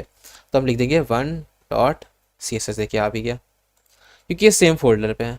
अलग फोल्डर पे होता तो हम लोग उस पूरी अलग से डायरेक्टरी पे जाते हैं, ठीक है। अब यहाँ पे रिलेटिव टू, ये किसके, रिलेटिव स्टाइल शीट, यहाँ पे ऐसे लिखना पड़ता है हमें, ठीक है, ये स्टाइल शीट है, ओके। अब यहाँ पे हम क्या करेंगे, इसको ऐसे क्लोज कर देंगे, ठीक है। ये इस तरीके से ही हमारा बंद हो गया, ठीक है। अब कुछ करने की ज़रूरत नहीं। अब मैं जैसे सेव करूँगा, देखिए यहाँ पे स्टाइल लग गया, कलर लग गया, ठीक है। तो इस तरीके से हम इंटरनल लगाते हैं CSS, इनलाइन CSS लगाते हैं, और इस तरीके से हम एक्सटर्नल CSS लगाते हैं। सो बेसिकली अब हम मैक्सिमम जो इस कोर्स में जाएंगे वहाँ पे हम लोग क्या लगाएंगे, ज़्यादातर हम लोग यहाँ पे लगाने वाले हैं एक्सटर्नल CSS, ठीक है। तो हम लोग उस पर ज़्यादा फोकस करेंगे, ओके। सो आगे बढ़ते हैं हम लोग कोर्स पे और दूसरा टॉपिक देखते हैं। अब हमारे पास क्या गया, CSS बेसिक्स, ठीक है। तो CSS बेसिक्स में हमें क्या क्या चीज़ें आनी चाहिए वो हम देख लेते हैं, ठीक है। और टू डॉट HTML में हम लोग यहाँ पे लिंक कर देंगे टू डॉट CSS को, ओके। तो इस तरीके से कर देंगे हम लोग काम। और यहाँ पे मैं लिख देता हूँ फिर से CSS, मैं यहाँ पे लू लिख देता हूँ, पार्ट ऐसे टू लिख देता हूँ, ठीक है, टू बस, ओके। और यहाँ पे हम लोग क्या कर देते हैं, लिंक कर लेते हैं किसको, CSS को। तो लिंक रेल स्टाइल शीट हमारे पास हो जाएगी। और उसके बाद हमारे पास यहाँ पे किसको लिंक करनी है, href, हमारे पास href टू डॉट CSS, हमें इससे लिंक करना है, ठीक है। तो यहाँ जो स्टाइल देंगे हम लोग यहाँ पे आ जाएगी, ठीक है। इस तरीके से लिखना है हमें। अब यहाँ पे बेसिक्स पढ़ लेते हैं, तो बेसिक्स पढ़ लेते हैं। तो इसको हम क्या करते हैं, इसको बंद करते हैं, यहाँ पे गो लाइव करते हैं, ठीक है, टू डॉट HTML को। और टू डॉट HTML में अभी कुछ नहीं लिखा है, ठीक है। अब हम क्या करते हैं, यहाँ पे एक बहुत ही ब्यूटीफुल सा यहाँ पे H1 टैग में लिख देते हैं हेलो, नहीं ड्रॉप एक्स आउट लिख देते हैं, ऐसे रहेगा, ड्रॉप एक्स आउट, ओके। हाँ, इससे पहले मैं आगे बढ़ूँ आपको 10 चीज़ें बताता हूँ कि आपको चैनल को सब्सक्राइब करना है, वीडियो को लाइक करना है, और अच्छा सा एक कमेंट छोड़ना है, अच्छा सा बुरा सा कुछ सजेशन, कुछ भी कमेंट छोड़िए, ठीक है। हमको आपको सबको साथ में ग्रो होना है, ठीक है। अब हमारे लिए क्या बेनिफिशियल होगा कि अगर आप हमको सपोर्ट करेंगे, ठीक है। सो मैं अब तो बहुत ही फ्री हो चुका हूँ यहाँ पे आके यूट्यूब पे, तो मैं अब डायरेक्टली आपसे सपोर्ट मांग लेता हूँ, मेरे को घंटा फर्क नहीं पड़ता आजकल, तो इसलिए मैं ऐसे बोल देता हूँ, ठीक है, बस सपोर्ट, ओके। सो क्यों अच्छा रहेगा, क्योंकि आपके लिए बहुत बेनिफिशियल है फ्यूचर के लिए, फ्यूचर के लिए आपके लिए और आपके साथ बहुत सारी जनरेशन के लिए इस चैनल का काफ़ी ग्रो होना बहुत बेनिफिशियल है। अब मैं क्यों ऐसा कह रहा हूँ वो आपको आने वाले दिन में पता चल जाएगा, बट वो दिन का मैं वेट कर रहा हूँ जब हम लोग ऐसा कर सकेंगे, ठीक है। बट इसके लिए थोड़ा सा सपोर्ट चाहिए, ओके। सो अब हम क्या करते हैं, यहाँ पे H1 टैग पे मैं कहता हूँ, देखिए H1 टैग है ना, H1 टैग पे तो मेरे को स्टाइल लगानी है, तो H1 टैग पे मेरे को कुछ स्टाइल लगानी है। तो यहाँ याद रखिएगा ये कर्ली ब्रैकेट में लगाता हूँ, ठीक है, यहाँ पे हमेशा। तो अब मैं कहता हूँ यहाँ पे कि कलर कर दो H1 टैग पे, क्या कर दो, ऑरेंज, ठीक है। ये तो आपको पता था, मैंने अभी बताया था कैसे करना है, कलर ऑरेंज कर दो, आपको पता है यहाँ पे, ठीक है। बट ज़रूरी नहीं कि हम कलर इसी तरीके से करें, ठीक है। अगर मैं यहाँ पे लिख देता हूँ H2 टैग पे फिर से ड्रॉप एक्स आउट, ठीक है। अब देखिए यहाँ पे ड्रॉप एक्स आउट लिखा। अब इसी को फिर से ले लेते हैं हम लोग, ये मैं कैसे कर रहा हूँ, ऑल्ट शिफ्ट डाउन से, देखिए कॉपी हो जाएगा पूरा। तो यहाँ पे हम लोग क्या करते हैं, S2 लिख देते हैं, ठीक है। अब मेरे को कलर कैसे लगाना है, देखिए मैं कलर अलग तरीके से भी लगा सकता हूँ। कैसे लगा सकते हैं, यहाँ पे RGB कलर लगा सकते हैं, रेड ग्रीन ब्लू, ठीक है, RGB कलर लगा सकते हैं। अब मुझे देना पड़ेगा कि मुझे R कितना लगाना है, G कितना लगाना है और B कितना लगाना है, ठीक है। तो हमको पता है कि RGB में अगर हम 0 0 और 0 देते हैं तो ये बेसिकली क्या होता है, एक ब्लैक होता है, ठीक है।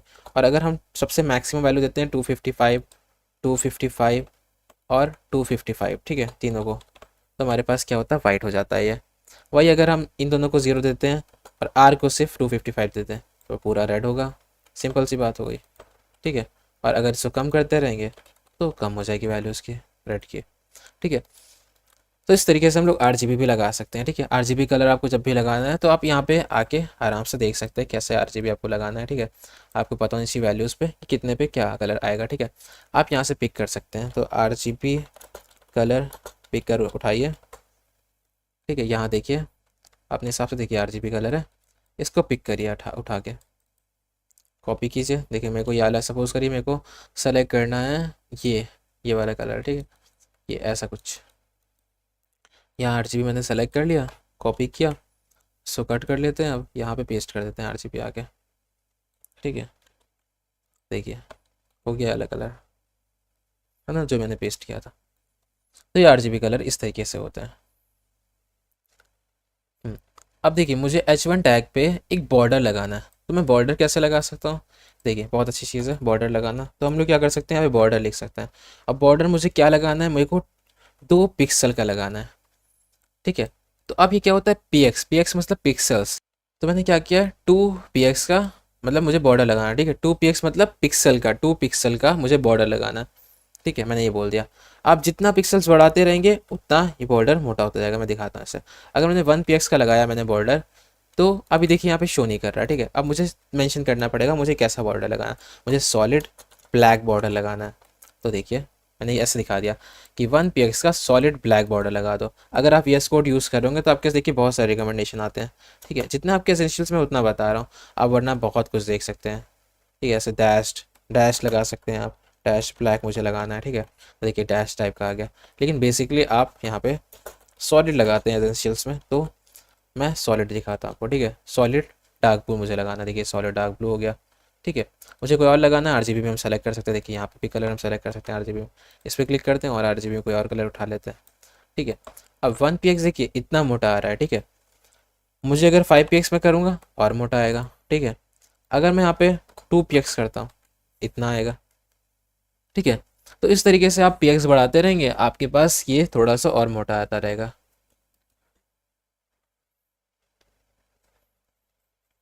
ओके, सो अगर मैं और दिखाऊं आपको, और भी चीज़ दिखा देता हूँ वैसे तो, ठीक है। वैसे इतना काफ़ी है आपके एसेंशियल्स के लिए, ठीक है। लेकिन अभी और चीज़ देखते हैं, जैसे कि अगर मैंने यहाँ पे S3 लिखा टैग और फिर ड्रॉप एक्स आउट लिखा, देखिए यहाँ पे ड्रॉप एक्स आउट लिखा हुआ है, ठीक है। अब यहाँ पे मैं S3 ले लेता हूँ, S3 टैग, और इस बार हम जो कलर है उसको किस में सेट करते हैं, हम लोग हेक्स में सेट करते हैं, ठीक है। तो कलर को हेक्स में सेट करते हैं हम लोग इस तरीके से, हैश लिख के। तो हैश आर, ये आर है वैल्यू, ये जी की वैल्यू है, ये बी की वैल्यू RGB, ओके। तो देखिए 0 0 0 0 0 0 पे क्या होगी हमारे पास वैल्यू, हमारे पास वैल्यू होगी एकदम डार्क ब्लैक। एफ एफ पे क्या होगी वैल्यू हमारे पास, एकदम वाइट होगी। और अगर आपको सिर्फ ब्लू चाहिए तो समझ लीजिए क्या होगा कि यहाँ पे इन दोनों को 0 0 0 0 कर दीजिए तो सिर्फ ब्लू आएगा, RGB ना, बी आ रहा है इसमें। सो ये हमारे पास इस तरीके से हम लिख सकते हैं, ओके। ये भी हमारा तरीका है कलर को लिखने का।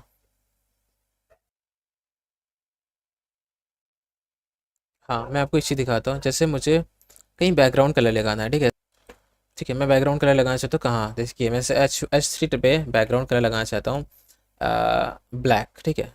तो मैं ऐसे बैकग्राउंड कलर लगा सकता हूँ, देखिए ब्लैक हो गया, ठीक है। लेकिन मैं आपको अच्छे से बैकग्राउंड कलर लगा के दिखाता हूँ, ठीक है। जैसे कि हमारे पास ये सारी चीज़ें किसके अंदर है, बॉडी के अंदर है ना। तो मैं क्या करता हूँ कि बॉडी के अंदर ही एक बैकग्राउंड कलर लगा देता हूँ। तो ये बैकग्राउंड कलर, देखिए कितने अच्छे टैग्स हैं इसमें। इजी, बैकग्राउंड कलर लगाना है, बैकग्राउंड कलर है, कलर लगाना है, कलर के नाम से है। कुछ डिफिकल्ट है ही नहीं इसमें ना। बैकग्राउंड कलर लगाना है, बैकग्राउंड कलर आपने लिखा, ठीक है। अब बैकग्राउंड कलर लगाना है, कौन सा बैकग्राउंड कलर लगाना है ये भी तो बताइए। तो मेरे को लगाना है, सपोज करिए क्या लगाऊं, सन। देखिए बैकग्राउंड कलर लग गया बॉडी पे पूरा। अब अगर हम यहाँ पे कुछ भी लिखेंगे सब पे बैकग्राउंड कलर पहले से ही लगा हुआ आ जाएगा, ठीक है। अब आप ज़रूरी नहीं कि आप इसके बैकग्राउंड कलर को नहीं चेंज कर सकते हैं। आपको किसी और टैग पे कुछ और बैकग्राउंड कलर लगाना है तो अब यहाँ पे बैकग्राउंड कलर लगाइए, ठीक है। यहाँ पे आपको ब्लैक लगाना है, देखिए यहाँ पे ब्लैक आ रहा है, ठीक है। लेकिन आपने मेन बॉडी पे बैकग्राउंड कलर को क्या अलग दिया है, मेन बॉडी पे आपने बैकग्राउंड कलर को ये सेंड कर दिया, ठीक है।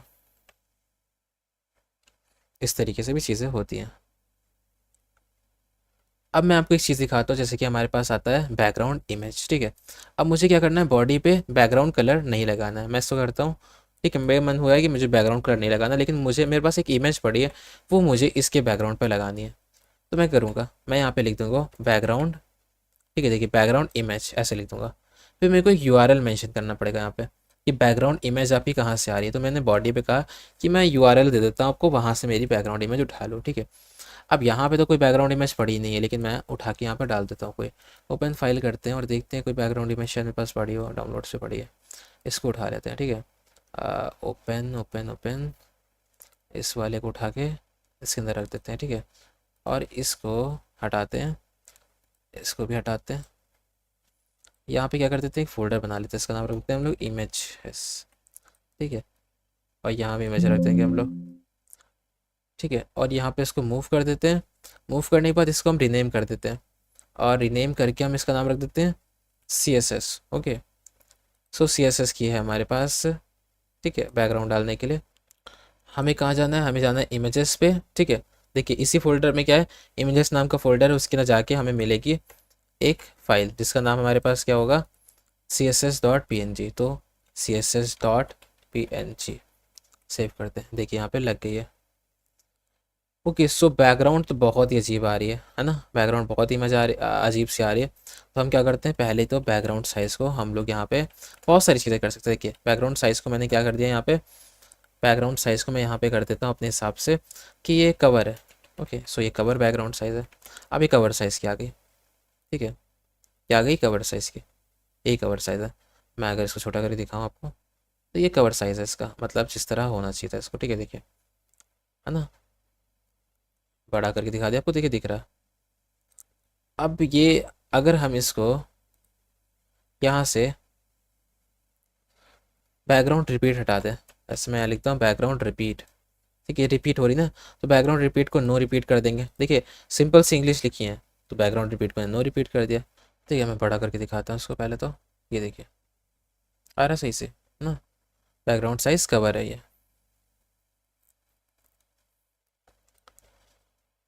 अब इनको बंद कर देते हैं हम लोग, ये वाले पोर्ट्स बंद कर देते हैं।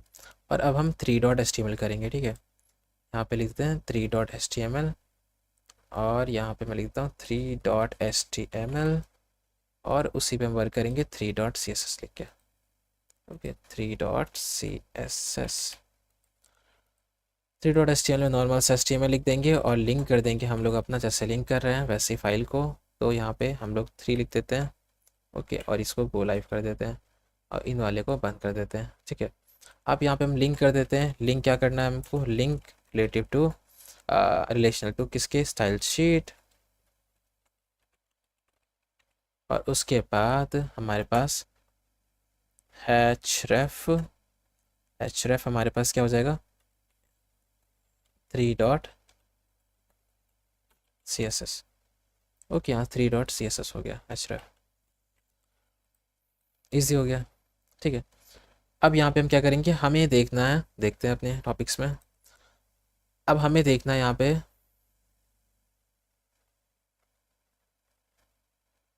ओके, मैं एक चीज़ लिखना भूल के यहाँ पे रखते हैं सेलेक्टर्स, ठीक है। तो मेरे को सेलेक्टर पहले आपको दिखाना चाहिए। सेलेक्टर्स में लिख देता हूँ, मैं माउस से लिख रहा हूँ इसीलिए बहुत गंदा सा आ रहा है, ठीक है। तो मैं ये देखते हैं हम लोग सेलेक्टर्स, ओके, बहुत इंपॉर्टेंट टॉपिक है सेलेक्टर्स, इसको देखते हैं क्योंकि ये पता होना चाहिए आपको। कहाँ गया मेरा फाइल, ये रही, ठीक है। देखिए सेलेक्टर्स क्या होते हैं, अभी तक जो हम लोग काम कर रहे थे ना, सेलेक्टर्स के साथ काम कर रहे थे, आपको नहीं पता होगा लेकिन हमने सेलेक्टर्स के साथ काम किया अभी, ठीक है। अब हम और अच्छे देखते हैं कि सेलेक्टर के साथ और अच्छे से कैसे काम करेंगे, ठीक है, और कैसे कैसे सेलेक्टर होते हैं। जैसे अगर मैंने लिखा यहाँ पे H1 ड्रॉप X आउट, ठीक है, मैंने अभी तक यही लिख रहा था बार बार, ठीक है। तो जब हम यहाँ पे लिख रहे थे H1 टैग को सेलेक्ट करके, ठीक है, H1 टैग को सेलेक्ट करके, या फिर हम कह सकते हैं H1 एलिमेंट को पूरा सेलेक्ट करके उसका कलर हम ऑरेंज कर रहे थे। तो इसमें हम क्या कर रहे थे, इसमें हम लोग एलिमेंट सेलेक्टर यूज़ कर रहे थे, क्योंकि हम H1 टैग को, ये पूरे एलिमेंट को यूज़ कर रहे हैं, ठीक है। एलिमेंट क्या होता है, ये H1 टैग है, और ये पूरा यहाँ से यहाँ तक के लेके एलिमेंट है, ठीक है। तो हम ये एलिमेंट को यूज़ कर रहे थे H1। तो अब जो भी प्रॉपर्टी हम यहाँ लगाएंगे वो इस पूरे एलिमेंट पे लगेगी, ठीक है। बॉर्डर, बॉर्डर क्या हो जाएगा हमारे पास, सपोज करिए कि 2px सॉलिड ब्लैक है, ठीक है। अब सपोज करिए कि क्या करते हैं, यहाँ पे एक और H1 आया, H1 टैग एक और आया, और उसने कहा कि सब्सक्राइब टू आर चैनल, ये भी आ गया। अब ये भी H1 आया, इस पे मैंने स्टाइल लगानी भी नहीं थी, लेकिन इससे पहले से स्टाइल लग गई, क्योंकि हमने यहाँ मेंशन कर दिया जितने भी H1 नाम के टैग हैं उन पे स्टाइल लगा दो ये वाली, तो इसलिए ये स्टाइल इन पे पहले से ही लग गई। ओके, सो इस तरीके से काम करता है यहाँ पे, ठीक है। H1 टैग पे हमने जब ड्रॉप एक्स आउट लिखा और H1 टैग पे सब्सक्राइब टू आवर चैनल लिखा, तो H1 टैग जितने भी है वहाँ पे ये प्रॉपर्टीज़ लग जाएगी। तो ये होता है हमारा कौन सा सेलेक्टर, इससे कहते हैं हम लोग, मैं यहाँ लिख देता हूँ, इससे कहते हैं हम लोग एलिमेंट सेलेक्टर। ओके, ये हमारे एलिमेंट सेलेक्टर है। ओके, इस पे ऐसे कमेंट नहीं करते हैं, इस पे ऐसे कमेंट करते हैं, ठीक है। तो यहाँ पे ऐसे हमने लिख दिया एलिमेंट सेलेक्टर। ओके, अब मैं दिखाता हूँ, अगर मेरे पास सपोज करिए यहाँ पे पी टैग है, सपोज क्या कीजिए मैं लिखता हूँ आपको, अब मैंने लिखा लॉरेम के यहाँ पे 10 टेक्स्ट है, 10 टेक्स्ट, ठीक है, बस 10। फिर मैंने लिखा लॉरेम के पी टैग पे, फिर मैंने पी टैग लिया और मैंने लिखा लॉरेम के 20 टेक्स्ट, ठीक है। अब देखिए तुम डिफरेंस है, नहीं दिख रहा डिफरेंस, मैं यहाँ पे अच्छा टैग लगा देता हूँ, ठीक है। तो यहाँ पे HR टैग है। अब देखिए इन दोनों में डिफरेंस है, ठीक है, लेकिन हमें ये दोनों पी टैग के दिख रहे हैं। अगर मैं यहाँ पे देखिए, मुझे यहाँ पे एक अलग CSS लगानी है और यहाँ पे मुझे एक अलग CSS लगानी है, बट मुझे पता है अगर हम यहाँ पे जाएं इस फोल्डर पे और अगर हम पी टैग को सेलेक्ट करके एक प्रॉपर्टी लगाएंगे तो वो दोनों पे लग जाएगी, ठीक है। तो इसके लिए मेरे पास क्या है, एक बहुत ही अच्छा सॉल्यूशन मेरे पास है। अब वो सॉल्यूशन क्या है हमारे पास, जैसे कि अगर मैं यहाँ पे एक टैग ले लेता हूँ, ठीक है, ऐसे क्लास नेम, ठीक है, तो यहाँ पे क्लास लेंगे, ठीक है। आपको मैंने तो यहाँ पे हमने क्या लिया, क्लास लिया, और इस क्लास को बता देते हैं कि तुम क्लास कौन सी हो, ठीक है। अब इस क्लास का एक नेम दे देते हैं, ठीक है, जैसे कि मैंने दे दिया, इसका एक नेम होना चाहिए, ठीक है। तो ये क्या है, ये एक पैराग्राफ है और इस पर हम लोग टेस्ट कर रहे हैं, तो हम लोग लिखते हैं टेस्ट 1, ठीक है, ऐसा कुछ करना चाहता है, टेस्ट लिख देते हैं, ठीक है, सिर्फ टेस्ट 1 ऐसा लिख देते हैं कुछ। तो ये जो है ना, इसका क्लास में दे दिया और उसको टेस्ट 1 दे दिया, ठीक है। अब जब भी मैं इस क्लास को मेंशन करके कोई स्टाइल लगाऊंगा तो वो स्टाइल इस वाले टैग पे लग जाएगी, इस पूरे एलिमेंट पे जहाँ पे एक क्लास दे रखा होगा, ठीक है। तो वो कैसे, देखिए, जब मुझे क्लास की CSS लगानी होगी तो मुझे डॉट करके लिखनी पड़ेगी। अब डॉट और उसके बाद क्लास का नेम, तो क्लास का नेम क्या था, टेस्ट 1, ठीक है। मैंने बोल दिया कि डॉट टेस्ट 1 को ढूंढो, वो एक क्लास है। और क्या क्लास कैसे बताई मैंने बताई, ये देखिए डॉट लगाई, क्लास है। और उसको तुम ऐसा करो कि बॉर्डर कलर उसका बॉर्डर दे दो उस पर 2px का सॉलिड ऑरेंज, तो इसने देखिए सॉलिड ऑरेंज बॉर्डर दे दिया उसका, ठीक है। अब मैंने बोला उसको कलर दे दो रेड, तो इसने कलर भी रेड दे दिया, है ना ऑसम। तो ये जो हमने अभी यूज़ किया इसे कहेंगे हम लोग क्लास सेलेक्टर, ठीक है। तो ये भी टाइप का सेलेक्टर है, इसे कहेंगे क्लास सेलेक्टर, ठीक है। तो ये भी एक टाइप का सेलेक्टर है। अब क्या होगा, अब मेरा फ़ायदा है, ठीक है। अब मैंने अगर यही सेम क्लास, यही सेम चीज़ इस वाले पे भी लगानी, यही सेम जो क्या कहते हैं डिज़ाइन है, यही सेम CSS मुझे इस वाले पी टैग पे भी लगानी है, फिर कहीं भी लगानी है, ठीक है। तो मेरे को बस मेंशन करना पड़ेगा वहाँ पे क्लास और सेम कि टेस्ट 1 मुझे लगाना है, ठीक है। तो देखिए यहाँ पे भी लग जाएगी, है ना। क्लास का बेनिफिट ये होता है, सपोज करिए मैंने अभी यहाँ पे एक और टैग बनाया जिसका नाम था स्पैन टैग, ठीक है। और स्पैन टैग मैंने लिखा हेलो, ठीक है, दिस इज स्पैन टैग, ठीक है, ऐसा कुछ लिखा। अब ये स्पैन टैग तो आ गया नया। अब मुझे क्या चाहिए था कि स्पैन टैग पे जो ये वाली क्लास है ना, इस पर जो प्रॉपर्टी लगी थी वही लगे। तो मुझे क्या करना पड़ेगा, सेम क्लास देना पड़ेगा, ऐसे लिखना पड़ेगा क्लास, और क्लास का नेम सेम देना पड़ेगा, ठीक है। क्या नाम था, टेस्ट 1। तो देखिए सेम प्रॉपर्टी लग गई, क्योंकि मैंने यहाँ पे मेंशन कर रखा है ना कि डॉट टेस्ट 1 जितने भी हों उनमें क्या कर दो, ये वाली प्रॉपर्टी लगा दो, ठीक है। जब भी कोई टेस्ट 1 वाली क्लास हो उस पर कौन सी प्रॉपर्टी लगा दो, ये वाली प्रॉपर्टी लगा दो, ठीक है। जब भी आप क्लास को मेंशन करेंगे टेस्ट 1 को कहीं भी, वो ये वाली प्रॉपर्टी को ले लेगा, ठीक है। आपको चाहिए कोई और क्लास बनानी, कोई और क्लास बना लीजिए, जैसे ये वाला टैग है हमारा, इसमें मुझे चाहिए कि क्लास जो है ना उसका दूसरी क्लास लगे। इसके लिए टेस्ट2 क्लास बना लेते हैं, ठीक है। और टेस्ट2 क्लास को अगर मेरे को लगाना है तो क्या करना पड़ेगा, डॉट टेस्ट2 लिखना पड़ेगा। और टेस्ट2 पे हमें अब यहाँ पे जैसे मैंने कलर दे दिया ब्लू, तो यहाँ पे कलर क्या आ जाएगा, ब्लू आ जाएगा, ठीक है।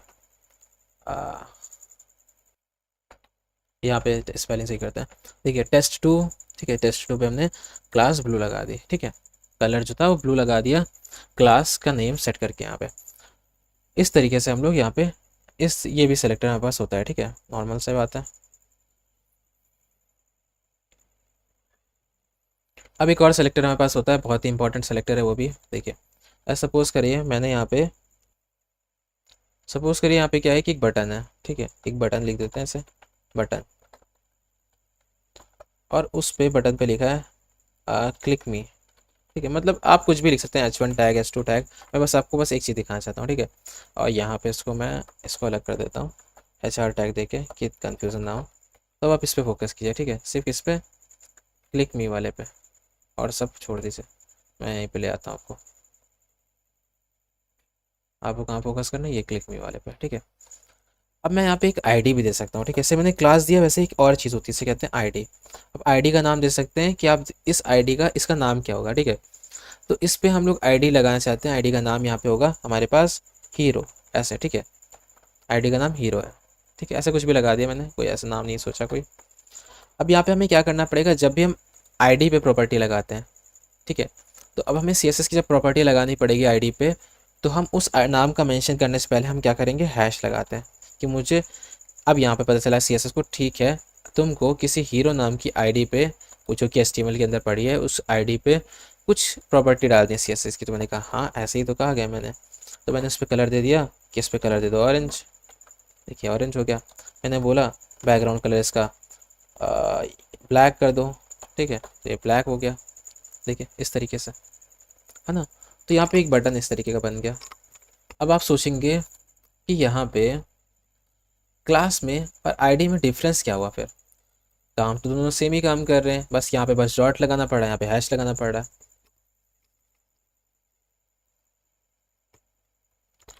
तो मैं बताता हूँ कोई चीज़, ठीक है, आपको एक बहुत इंपॉर्टेंट चीज़ बताता हूँ यहाँ पे, कि जो आईडी होती है ना, यूनिकली होती है, ठीक है, यूनिकली आइडेंटिफाइड होती है। अगर आपने यहाँ पे इस वाले एलिमेंट के अंदर आपने एक एट्रीब्यूट डाल लिया है कि ID is equal to hero, तो वो आप कहीं और ही नहीं यूज़ करेंगे, ठीक है। हीरो जो है, आप अपना हीरो जो आईडी है वो कहीं और यूज़ नहीं करेंगे। आपको दूसरी आईडी बनानी है, दूसरी आईडी बनाइए, लेकिन वो भी एक यूनिक आईडी होगी, ठीक है। उस आईडी को आप कहीं और यूज़ नहीं करेंगे।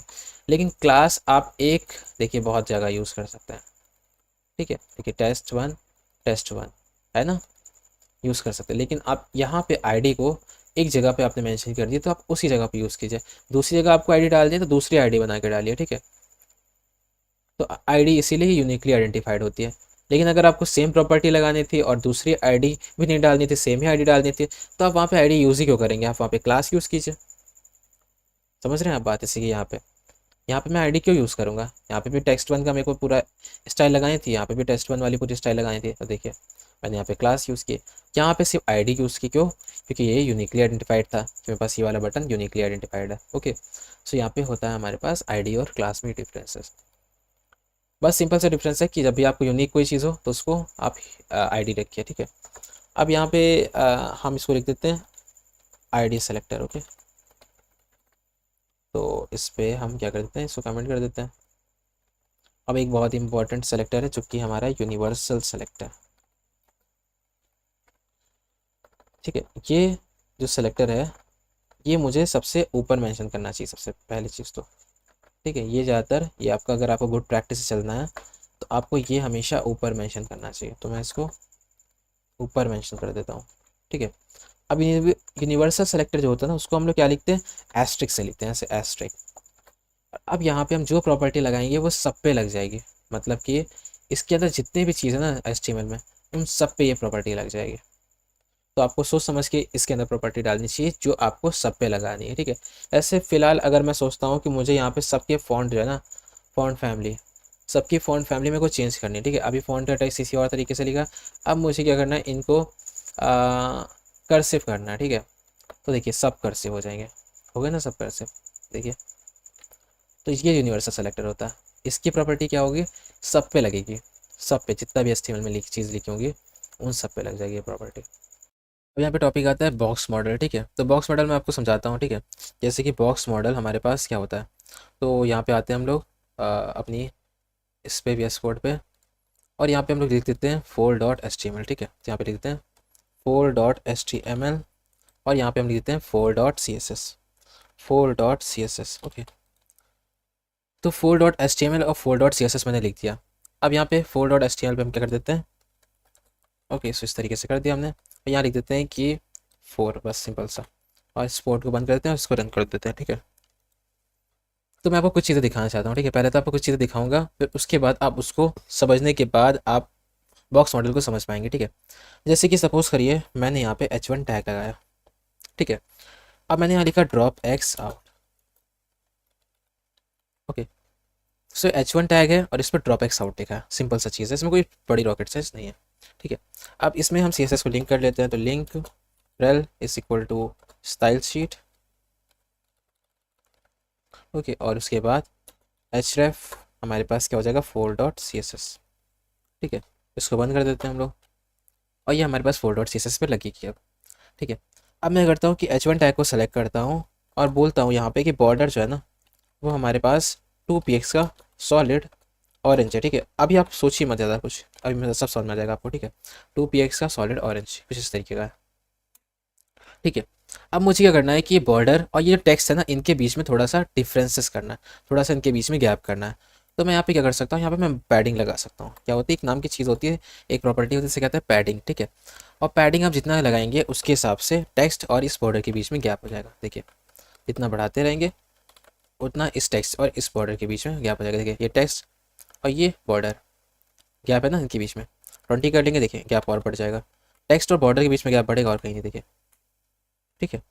तो ये हमारे पास पैडिंग होती है, ठीक है। फिर हमारे पास एक मार्जिन होता है, मार्जिन देखिएगा अभी, अगर मैं आपको मार्जिन दिखाऊं तो अगर मैं मार्जिन लिखता हूँ और मार्जिन में लिख देता हूँ 10px का, तो अब देखिए क्या होगा। तो ये मार्जिन हो गया 10px का, ठीक है। अभी मार्जिन कहाँ से 10px का हो, ये हमारा लेफ्ट राइट से और ऊपर से हो गया, ठीक है। तो हर तरफ से मार्जिन वो 10px का हो गया। अगर मैं 100px देता हूँ मार्जिन, तो देखिए यहाँ से भी 100px का, यहाँ से भी 100px का मार्जिन हो गया, ठीक है। ये देखिए इस जगह से और इस जगह से भी 100px का मार्जिन हो गया, ठीक है। ये मार्जिन होता है भाई। अगर हम 50px दें, देखिए इस जगह से और इस जगह से 50-50px का मार्जिन हो गया, ओके। सो इस तरीके से हमारे पास बॉर्डर, पैडिंग और मार्जिन काम करता है। अब मैं आपको एक चीज़ और अच्छे दिखाता हूँ, ठीक है। इसको डीप में कंट्रोल शिफ्ट आई दबाते हैं क्योंकि आपको सब कुछ अच्छे से आना चाहिए, ठीक है। मैं यहाँ पे आता हूँ, देखिए इस पर क्लिक करता हूँ, नीचे आते देखिए जो टेक्स्ट है, ये देखिए इसने कुछ हाइट और विड्थ ले रखी है, ये मेंशन है यहाँ पे, देखिए ये टेक्स्ट है हमारा, ये कंटेंट है, ठीक है। इसे कंटेंट कहेंगे। पैडिंग मैंने 20px की दी थी अभी आपके सामने, ये पैडिंग है। फिर हमने बॉर्डर दिया था 2px का और उसने बॉर्डर 1.6 कुछ लेता है, ठीक है, अपने हिसाब से। फिर हमने मार्जिन दिया था 50px का, देखिए मार्जिन है ये, लेफ्ट और अप डाउन और लेफ्ट राइट से, ठीक है, मार्जिन है ना। अब मार्जिन, पैडिंग, ठीक है, और ये पैडिंग होती है।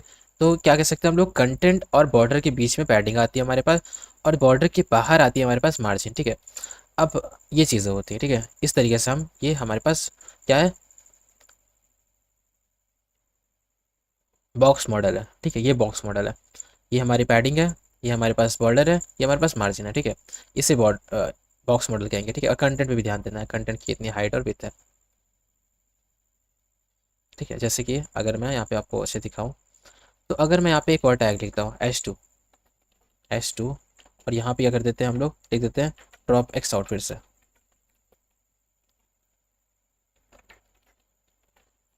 तो ये देखिए ड्रॉप एक्स आउट फिर से आ रहा है, ठीक है।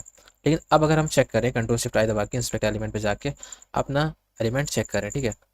तो इस पे अगर हम आए, इस वाले पे, इसको नहीं सेलेक्ट करना है, इस पर सेलेक्ट करना है, ठीक है।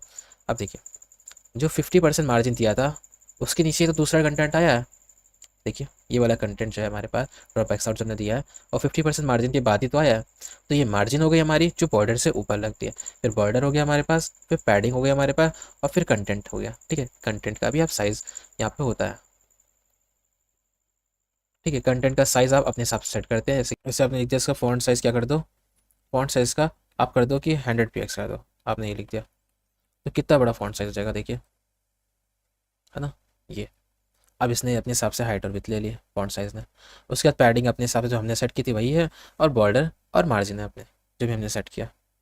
अब आप सोच रहे हैं कंटेंट अपने हिसाब से कैसे दे सकते हैं कि अपने हिसाब से हाइट और विड्थ दे इसकी, तो हम दे सकते हैं कैसे, देखिए कंटेंट की अपने हिसाब से हाइट विड्थ दे सकते हैं। अगर आप हाइट लिखते हैं 100 px की, सपोज करिए तो लिखा, और विड्थ लिख दिया आपने 100 px की, विड्थ लिख दिया आपने 100 px की, तो आप ये अब H1 टैग के अंदर जो कंटेंट लिखा उसको आप अपने हिसाब से हाइट और विड्थ दे रहे हैं। तो देखिए अब देखिए कंटेंट हाइट और विड्थ के हिसाब से आ रहा है ना, पैडिंग जो हमने नेक्स्ट दी है उसके बाद पैडिंग लग रही है, बॉर्डर उसके बाद और मार्जिन उसके बाद, है ना। कितना औसम है चीज़, कितना बढ़िया है चीज़। देखिए बॉक्स मॉडल इतना ईजी है, आपको समझ में आ गया होगा ना ईजिली। इस तरीके से होता है ये कंटेंट, ये पैडिंग, ये बॉर्डर और ये मार्जिन। ओके, और सब आप कुछ अपने आप से मेंशन कर सकते हैं, ठीक है।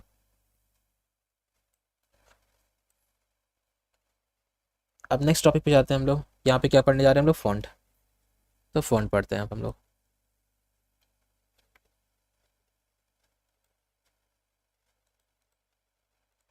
इसको हटाते हैं, इसको हटाते हैं, यहाँ पे हम लोग लिख देते हैं 5.js, 5.html, ज़्यादा js वर्ड ही लगता है, 5.css। Okay okay okay okay, यहाँ पे हम लोग शिफ्ट प्लस एक्सक्लेमेटरी मार्क लगाते हैं, यहाँ पे हम लोग 5 लिख देते हैं, आ, इसको 5 लिखते हैं, यहाँ पे हम लोग इसको डिलीट मारते हैं, सेव करते हैं, पोर्ट बंद करते हैं, यहाँ पे को लाइव करते हैं, ये थोड़ी सी ऐसे हो गई और काफ़ी सही है, ठीक है। अब जैसे मैंने H1 टैग लिखा यहाँ पे और इस पर लिख दिया कि subscribe to our channel. Okay देखिए HTML भी कह रहा है सब्सक्राइब टू आवर चैनल, ठीक है, आप तो कर देना चाहिए आपको। ओके अब यहाँ पे क्या कर देते हैं हम लोग, यहाँ पे H1 टैग लेते हैं और इस पर हम लोग क्या देखना चाहते हैं, फ़ॉन्ट देखना चाहते हैं। तो देखिए मैं फ़ॉन्ट साइज़ देता हूँ, ठीक है, फ़ॉन्ट साइज़ अपने हिसाब से दे सकते हैं हम लोग, जैसे कि फ़ॉन्ट साइज़ मतलब फ़ॉन्ट साइज़, फ़ॉन्ट की साइज़, फ़ॉन्ट साइज़ देने से पहले मैं यहाँ पे लिंक कर देता हूँ, अदरवाइज़ ये लिंक वाला नहीं दिखाएगा। तो link style sheet href is equal to font size 5, तो 5.css और rel is equal to style sheet, ठीक है। इसको बंद कर देते हैं। अब फ़ॉन्ट क्या कर देते हैं, यहाँ पे फ़ॉन्ट साइज़ इसका सपोज करिए 100 px देती है मैंने, ठीक है। तो यहाँ पे आप लोग फ़ॉन्ट साइज़ अपने हिसाब से सेट कर सकते हैं पिक्सल्स में, px में, ठीक है। इस तरीके से आप सेट कर सकते हैं अपने हिसाब से फ़ॉन्ट साइज़। ओके सो ये फ़ॉन्ट साइज़ होती है, इसमें मैं लिख देता हूँ फ़ॉन्ट साइज़, ठीक है। अब अपने हिसाब से कर सकते हैं, स्मॉल करना है स्मॉल कर दिया, ओके देखिए स्मॉल है ये, और कुछ भी करना है आपको कर सकते हैं। यहाँ पे फ़ॉन्ट साइज़ है आपके पास, लार्ज होती है, लार्जर होती है, लार्जर, ओके ये देखिए लार्जर है, और आपको अपने हिसाब से सेट करना है, जो भी आप सेट कर सकते हैं। मैं अभी 50 px पे कर देता हूँ, ठीक फिलहाल तो ये हो गया हमारे पास। अब इसके हमारे पास होता है फ़ॉन्ट फैमिली, ठीक है। तो जैसे मैं फ़ॉन्ट फैमिली सेट कर सकता हूँ, मैंने फ़ॉन्ट फैमिली लगा दी। अब फ़ॉन्ट फैमिली में मेरे को बताना पड़ेगा कौन सी फ़ॉन्ट फैमिली, ठीक है। तो ये फ़ॉन्ट है मतलब कौन सा फ़ॉन्ट लगाना है, ठीक है। तो देखिए इतने सारे फ़ॉन्ट दे रखे हैं हमें, ठीक है। मुझे किसी और तरीके से स्टाइल रखनी है फ़ॉन्ट की, तो मैं यहाँ पे वर्धना वाली सेलेक्ट करता हूँ, ठीक है। ये देखिए कुछ इस तरीके से दिख रहा है। अब क्या है, इसमें बहुत कम स्टाइल है फ़ॉन्ट की, ठीक है। आपको अच्छी स्टाइल चाहिए फ़ॉन्ट की फैमिली की, तो यहाँ पे आप आइए और गूगल फ़ॉन्ट खोलिए, गूगल फ़ॉन्ट, ठीक है। ऐसे कि मॉन्सरेट है, ये बहुत काफ़ी अच्छी है, ये मेरे को अच्छी लगती है काफ़ी, ठीक है। इसको हम उठाते हैं, यहाँ से हम लोग सेलेक्ट कर सकते हैं। देखिए मेरे को सेलेक्ट करना है कौन कौन सी, ठीक है। तो मैं ऐसे करता हूँ, सेलेक्ट कर लेता हूँ, जैसे कि मैंने यहाँ पे थिन हैंडेड सेलेक्ट कर रखी, ठीक है। इसको रिमूव करते हैं, अब सेलेक्ट करते हैं, देखिए ये सब ऐसे करके सेलेक्ट कर सकते हैं, ठीक है। जो भी करना है आपको सेलेक्ट कर लीजिए उसके हिसाब से, और इतनी काफ़ी हमने सेलेक्ट कर ली, ठीक है। अब उसके सेलेक्ट करने के बाद आपको क्या करना पड़ेगा, तब क्या करते हैं, इसमें से लिंक को कॉपी कर लेते हैं, Ctrl+C दबाते हैं और यहाँ पे आते हैं, छोटा करते हैं इसको फिर से। अब यहाँ पे HTML पे जाते हैं और HTML के हेड पे इसकी लिंक पेस्ट कर देते हैं, देखिए ऐसे लिंक करके लिखा होगा, ठीक है। अब यहाँ पे हम ये वाली फ़ॉन्ट फैमिली यूज़ कर सकते हैं, कौन सी, देखिए इंपोर्ट पे जाते हैं और यहाँ पे दिख रहे होगे कौन सी यूज़ कर सकते हैं आप। तो फ़ॉन्ट फैमिली मोन्सेराट वाली यूज़ करनी, देखिए आ गई हमारे पास, यहाँ पे पेस्ट करते हैं और अब इस पर ध्यान से देखिएगा, ये आ गया, ठीक है। तो HTML में हम लोग लिंक कैसे लिखते हैं, हम लोग लिखते हैं लिंक ऐसे ए करके href, और उसके बाद यहाँ पे हम कुछ भी लिख सकते हैं। जैसे मेरे को मैं लिख देता हूँ यहाँ पे लिंक ड्रॉप एक्स आउट के उसकी गिटहब की, ठीक है। तो ये मेरा गिटहब है, इस पर आप क्या करिएगा, इसके फॉलो बटन दबाइएगा, ठीक है, आके, और इसी में मैं कोड डाल दूंगा, ठीक है। तो यहाँ पे आइएगा गिटहब पे और इसको हम बंद कर देते हैं ऐसे, और यहाँ पे लिखते हैं क्लिक हेयर, ऐसा कुछ लिख देते हैं, ठीक है। और देखिए यहाँ पे क्लिक हेयर आ गया, इसको जूम करता हूँ, देखिए क्लिक हेयर आ गया। और जब भी हम क्लिक करेंगे कहाँ जाएंगे, अपने क्या कहते हैं इस पर, अपने गिटहब पे जाएंगे, है ना। तो अब मुझे क्या करना है, इस स्टाइल के साथ इस पर थोड़ी स्टाइल लगानी है इस लिंक पे, ठीक है। तो आप इस लिंक पे स्टाइल लगा सकते हैं कैसे, आपको एंकर टैग सेलेक्ट करना है, कलर कैसा करना है, आप कलर लगाइए, कलर मेरे को ऑरेंज करना है इसका, मैंने ऑरेंज कर दिया इसका कलर, ठीक है। तो देखिए ये कुछ इस तरीके से आता है, ठीक है। अगर हम यहाँ पे टेक्स्ट डेकोरेशन नन कर दें तो ये स्टाइल की वजह से मैं आपको ये दिखा रहा हूँ कि देखिए, तो यहाँ पे जो अपने हिसाब से स्टाइल है ना वो हट जाएगी, अभी हमारे हिसाब से हो गई, ठीक है। इसके नीचे जो अंडरलाइन थी वो भी हट गई, क्योंकि हमारे पर डिपेंड करता है हम कैसा रखना चाहते हैं। अब मैं इस लिंक के हिसाब से बता सकता हूँ कि मैं कहता हूँ कि एंकर टैग पे कोई विजिट करे, ठीक है। अगर कोई विजिटेड है, अगर ये विजिटेड लिंक है तो इस पर कलर कर दो, तुम ग्रीन कर दो कलर, ठीक है। तो अब देखिए इसको मैं क्या कर देता हूँ कि थोड़ा सा अजीब सा लग रहा है, बार बार आ रहा है यहाँ पे, तो हम टारगेट क्या कर देते हैं, ब्लैंक कर देते हैं, ठीक है। बार बार हमें आना नहीं पड़ेगा यहाँ पे, तो देखिए टारगेट ब्लैंक कर देते हैं, ठीक है। तो ये विजिटेड है, अब देखिए ये विजिटेड है। इसमें मैं ऐसे और भी लगा सकते हैं, जैसे कि ए एक्टिव है। अगर ये एक्टिव है मतलब एक्टिव फेस क्या होता है कि आपने क्लिक क्लिक कर रखा है, ठीक है, उस पर तो एक्टिव फेस होता है। तो जैसे कि मैंने इसको रेड दे दिया एक्टिव फेस पे, तो जब ये एक्टिव है, देखिए क्लिक कर रखा है, एक्टिव है ये, ठीक है। अब देखिए ये लिंक जब क्लिक कर रखा है तो एक्टिव फेस है इसका। अगर मैं इसको एक्टिव फेस पे कुछ और कलर देता हूँ जैसे कि ब्लू, तो ये एक्टिव फेस पे ब्लू हो जाएगी, देखिए ये एक्टिव फेस है इसका। अब एक होता है फेस, इसे कहते हैं हॉवर फेस। तो देखिए हॉवर मतलब कि जब मैं इस पर माउस रखूँगा ऊपर की तरफ, ठीक है, इस पर माउस रखूँगा ऊपर की तरफ, तो ये कलर क्या दिखा रहा है। तो मैं अगर यहाँ पे कलर लिखूँ, यहाँ लिख दूँ कि कलर हो जाए इसका, माउस रखने पे ऊपर की तरफ इसका कलर हो जाए ये चार्ट चार्ट रिव्यूज़ क्या है, ठीक है। देखिए अब ये कलर देखिएगा इसका, जैसे माउस इसके ऊपर ले जाऊँगा, देखिए इसका कलर क्या हो गया, ये हॉवर फेस होता है, ठीक है। ये बहुत इंपॉर्टेंट प्रॉपर्टी है हमारे पास हॉवर, ठीक है। इसको याद रखिएगा हॉवर को, ये हॉवर जो है ना ये काफ़ी इंपॉर्टेंट चीज़ है, ठीक है। इसके लिए मैंने एक यहाँ पे बता रखा था कि हॉवर मैं आपको दिखाऊंगा, ठीक है। तो ये भी क्लियर हो गया हमारा, हॉवर भी देख लिया हमने। मैं क्या करता हूँ यहाँ पे एक बॉक्स बना लेता हूँ, ठीक है। ऐसे मैंने एक डिप बनाया और डिप में क्या करता हूँ मैं यहाँ पे एक बॉक्स बना लेता हूँ, ठीक है। तो ये डिप है हमारे पास और इसकी आईडी देते हैं हम लोग यहाँ पे, जैसे कि box1, ओके। सो इसका आईडी है हमारे पास box1, सिंपल चीज़ है। अब मैं यहाँ पे अगर #box1 लिखूँ, box1, और इसी कुछ विथ और हाइट देते हैं, तो इसकी मैंने विथ सेट कर दी जैसे कि 100 px की, और इसकी हाइट सेट कर दी सपोज करिए मैंने 100 px की, ठीक है। इसमें क्या कर देते हैं, बैकग्राउंड कलर इसका हम लोग अच्छा सा कुछ देते हैं, ठीक है। तो ये रख देते हैं इस तरीके का, एक हमारे पास डिव आ गया, ठीक है, 100 का। अब थोड़ा जूम कर देता हूँ मैं, ऐसे रहेगा, ठीक है। देखिए अब हमारे पास एक पोजीशन आती है, जैसे कहते हैं हम लोग एब्सोल्यूट पोजीशन, ठीक है। तो अगर मैं यहाँ पे एक कंटेंट लिखता हूँ, जैसे कि देखिए मैं बहुत सारा कंटेंट लिख देता हूँ, इसके ऊपर और नीचे भी लिख देता हूँ, ठीक है। जैसे कि लोरेम का कुछ 20 टेक्स्ट, ठीक है, नीचे ऐसे कर देते हैं, थोड़ा जूम आउट, और यहाँ पे भी लोरेम के कुछ 50 टेक्स्ट लिख देता है, ठीक है। अब मैं अगर यहाँ पे देखिए, यहाँ पे ये जो अभी ये बॉक्स है ना, ये फिलहाल अपनी स्टैटिक पोजीशन पे है। मतलब कि आप ये देखिए ये जो सी कंटेंट है ना, ये सारी चीज़ें जो है ना अभी स्टैटिक पोजीशन में, ऐसा नहीं कि सिर्फ डिप टैग की हमारे पास स्टैटिक पोजीशन में, सब कुछ स्टैटिक पोजीशन पे है। तो मैं ये क्या बोल रहा हूँ, आप सोच रहे हो कि क्या बोल रहा है फालतू का, तो मैं दिखाता हूँ। देखिए अगर मैं पोजीशन लिखता हूँ, ठीक है, तो ये पोजीशन कोई चीज़ होती है, इसमें पोजीशन हमारे पास बाय डिफ़ॉल्ट स्टैटिक होती है, ठीक है, स्टैटिक होती है, जिसमें हमें अगर कुछ इस डिफ को या फिर कोई भी कंटेंट को अगर टॉप और लेफ्ट और राइट से हमें कहीं ऊपर नीचे ले आना है तो हम नहीं कर सकते। जैसे 10 px मुझे इसको क्या करना है, देखिए 10 px मुझे इसको टॉप ले आना है, तो मैं नहीं कर पा रहा हूँ, ठीक है। 10 px टॉप पे नहीं ले जा पा रहा हूँ, ठीक है। लेकिन अगर मैं यहाँ पे पोजीशन जल्दी से रिलेटिव कर देता हूँ, ठीक है। अब ये क्या है, ये रिलेटिव पोजीशन हो गई। अब यहाँ पे टॉप हम यूज़ कर सकते हैं, टॉप मुझे 20 px करना, देखिए तो टॉप से 20 px चली गई, तो जहाँ पे थी जिस पोजीशन पे थी वहाँ से टॉप से 20 px चली गई, ठीक है, जिस पोजीशन पे था उस जगह से। देखिए अभी लेफ्ट, देखिए इस पोजीशन पे अभी लेफ्ट में, अभी देखिए अगर मैं लेफ्ट से इसको 50 px करता हूँ तो अपनी पोजीशन से 50 px इधर जाएगा लेफ्ट साइड में, देखिएगा अपनी पोजीशन से तो गया 50 px लेफ्ट साइड में, ठीक है। तो ये हमारे पास क्या होता है, रिलेटिव होता है, ओके। सो ये हमारा रिलेटिव होता है।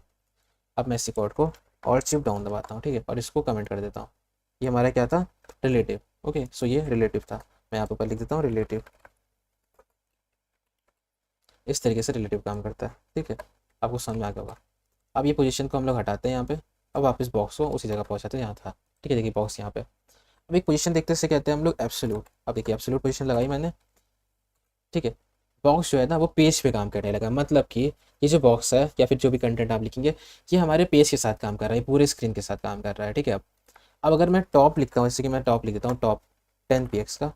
तो ये हमारे टॉप जो है ना, ये कहाँ से जाएगा, ये स्क्रीन से टॉप 10 px पे जाएगा, टॉप से 10 px पे स्क्रीन के हिसाब से जाएगा। अब अगर मैं 0 px लिखता हूँ, देखिए स्क्रीन के हिसाब से 0 px पे आ गया, ठीक है। लेफ्ट लिखता हूँ, लेफ्ट 0, तो देखिए स्क्रीन के हिसाब से, स्क्रीन के हिसाब से जाएगा। कहाँ था डीप, उससे कोई मतलब नहीं इसको, ये स्क्रीन के हिसाब से काम कर रहा है, ठीक है। तो ये कुछ इस तरीके से काम करता है, समझ रहे हैं आप, ये एब्सोल्यूट कुछ इस तरीके से काम करता है, ठीक है। बट मैं आपको दिखाता हूँ एक चीज़, बट मेरे को रिलेटिव एब्सोल्यूट को एक साथ काम में लेना होता है। अब मैं दिखाता हूँ कैसे लेते हैं हम लोग। तो मैं यहाँ पे लिख देता हूँ एब्सोल्यूट का एग्जाम्पल है, एब्सोल्यूट, ठीक है। और इसको हम बंद कर देते हैं, ठीक है। अब क्या करते हैं, हम लोग एक डिप बना चुके हैं, ये देखिए डिप है। अब इस डिप के अंदर हमारे पास बॉक्स बना ना, ये डिप, अब ये हम लिख देते हैं डिप, इस डिप के अंदर एक और डिप है जिसका जो है हमारे पास, इसकी आईडी ले लेते हैं box 2, ठीक है, box 2। तो डिप के अंदर एक और डिप है, box 2 मैंने ले लिया सारा, ठीक है। तो अब क्या करते हैं हम लोग, हैश box 1, इस पे हम लोग विथ और हाइट सेट कर देते हैं। तो मैंने पहले सेट कर रखी थी यहाँ पे, इसी को कॉपी कर लेते हैं, और शिफ्ट डाउन, यहाँ से कमेंट कर देते हैं इसको, और बॉक्स टू पे भी ऐसे कुछ लगा लेंगे, ठीक है, और शिफ्ट डाउन, ठीक है। अब बस अभी ये पोजीशन हटा देते हैं, ये पोजीशन हटा देते हैं, और बॉक्स 2 का कलर चेंज कर देते हैं, थोड़ा सा येलो करके कुछ कर देते हैं, ठीक है। अब देखिए एक ये हमारा पास box 2 है, ठीक है। तो box 2,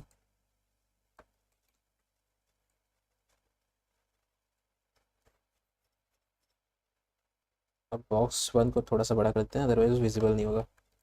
200 कर देते हैं, ठीक है। तो ये इसके अंदर विजिबल हो जाएगा कि इसके अंदर है ना, ठीक है। अब देखिए मैं box 2 पे हूँ, ठीक है, box 2 किसके अंदर है, box 1 के अंदर है। अगर मैं पोजीशन करता हूँ एब्सोल्यूट, तो आपको पता है कि ये अभी तो इसी में रहेगा, ठीक है, अभी कोई बात नहीं, ये स्क्रीन के साथ काम कर रहा है। अब लेकिन अगर मैं यहाँ पे टॉप लगाता हूँ 10 px का, तो ये तो स्क्रीन के साथ ही काम कर रहा है, मुझे पता है, देखिए यहाँ पे आ गया, ठीक है। अगर टॉप लगाता हूँ 0 px का, तो भी स्क्रीन के साथ काम कर रहा है, तो यहाँ आ जाएगा। भाई अगर मैं लेफ़्ट लगाता हूँ 0 px का, तो फिलहाल ये स्क्रीन के साथ काम कर रहा है, ऐसा आ जाएगा। लेकिन मुझे इस बॉक्स के साथ इसको काम करवाना है, पोजीशन एब्सोल्यूट को।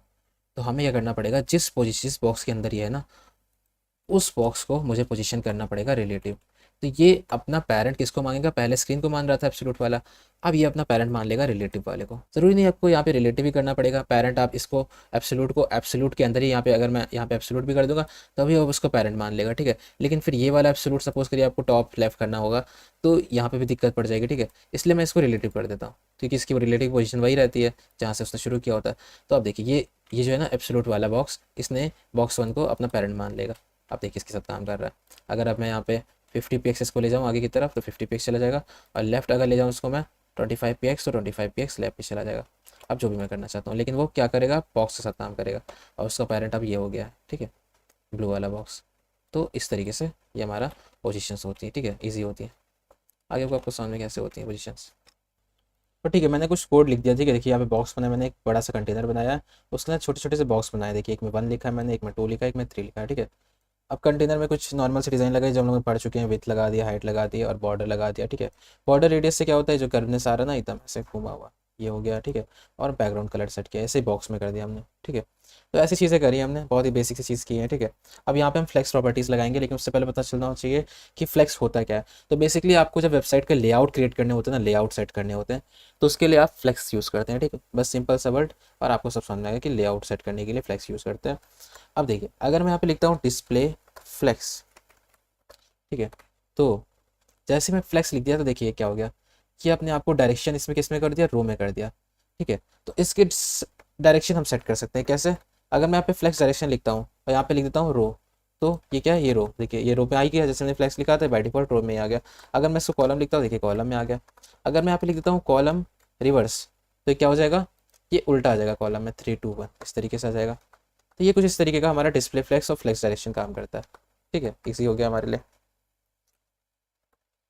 अब देखिए बहुत इंपॉर्टेंट चीज़ है कि अगर हम यहाँ पे जस्टिफाई कंटेंट लिखते हैं, और अगर हम लिख देते हैं यहाँ पे सेंटर, तो ये हमारा कंटेंट सेंटर में आ गया। देखिए ये पूरा क्या था, इसके यहाँ जितने बॉक्सेस थे वो सब कहाँ आ गए, देखिए पहले कहाँ थे, स्टार्टिंग में शुरू हो रहे थे, अब क्या हो गया, इसके बाद जस्टिफाई कंटेंट सेंटर लिखने के बाद ये बीच में आ गया, ठीक है। वही मेरे पास और ये प्रॉपर्टी होती है, जस्टिफाई सेंटर होता है वैसे हमारे पास होता है यहाँ पे स्पेस अराउंड या फिर स्पेस बिटवीन, ठीक है।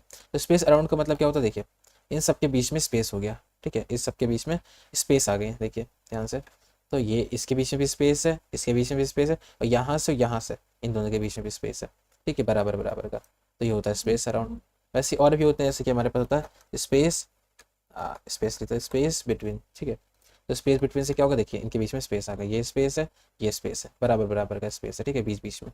तो बिटवीन है स्पेस, और स्पेस अराउंड में क्या होगा कि सबके बराबर बराबर के यहाँ पे स्पेस होंगे, ठीक है, 1 और 3 के भी बीच में बराबर का स्पेस होगा, वो होगा स्पेस अराउंड। और स्पेस बिटवीन में से बीच के स्पेस होंगे, देखिए ऐसे वाले, ठीक है।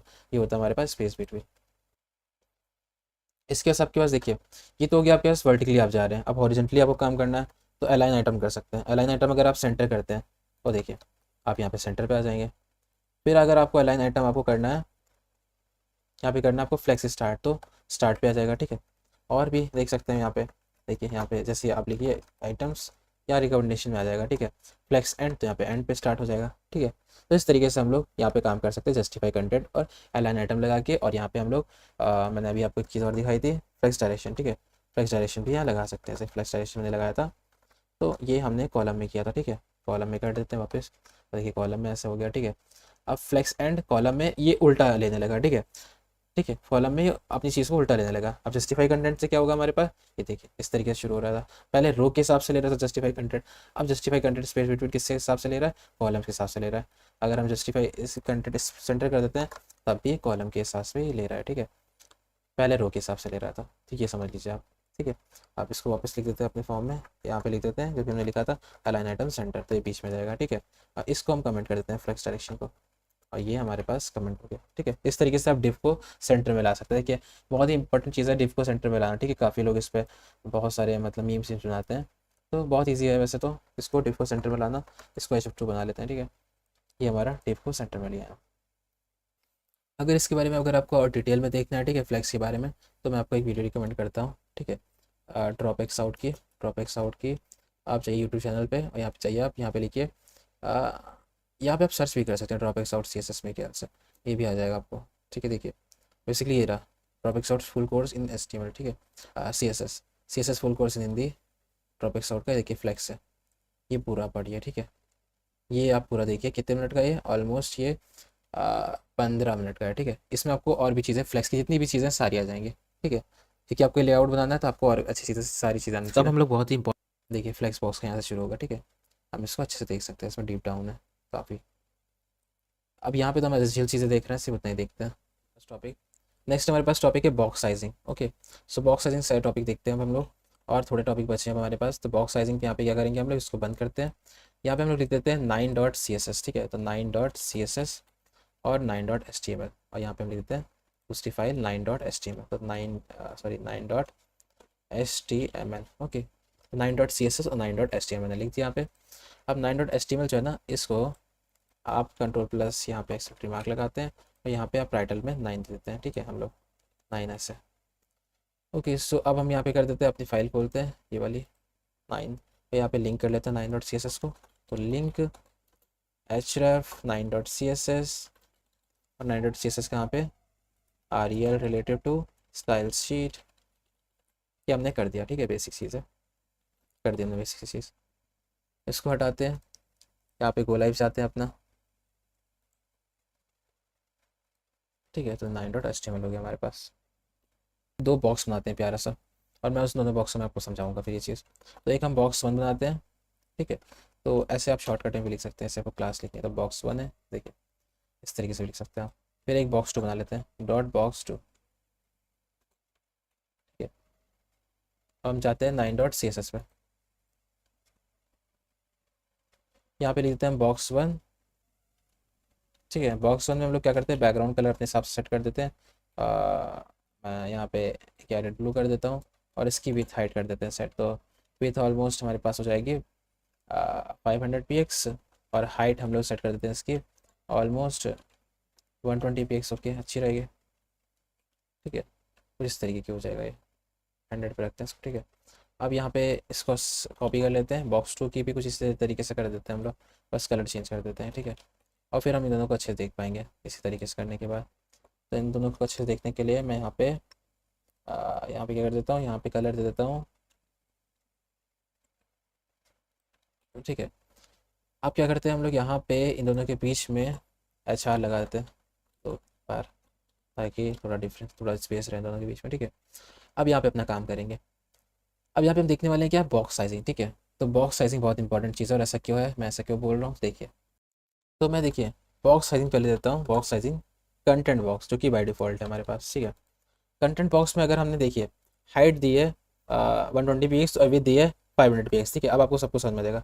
अगर मैंने यहाँ पे बॉर्डर दिया, ठीक है, ध्यान से देखिए, बॉर्डर दिया मैंने 5 px का सॉलिड ब्लैक। देखिएगा बॉर्डर जो हमने दिया है 500 विथ और 500, जो हमने 500 विथ दिया और 120 हाइट दिया, उसके ऊपर बॉर्डर लग गया 5 px का। ठीक है, तो उसके ऊपर 5 px का बॉर्डर और ऐड हो गया। अब मैं अगर यहाँ पे पैडिंग दूँ 20 px की, तो इसके ऊपर एक्स्ट्रा पैडिंग भी ऐड हो जाएगी। ठीक है, इसके ऊपर एक्स्ट्रा पैडिंग भी ऐड हो गई। मैं अगर आपको दिखाऊँ Ctrl+Shift+I दबा के, और इस वाले को दिखाता हूँ, इस वाले बॉक्स को, तो देखिए 20 px, देखिए 500 to 120, तो यह है हमारा, है ना। जब हमने विड्थ और हाइट दी, उसके ऊपर पैडिंग एक्स्ट्रा ऐड हो गई और उसके ऊपर बॉर्डर ऐड हो गया एक्स्ट्रा। ठीक है, ये चीज़ होती है।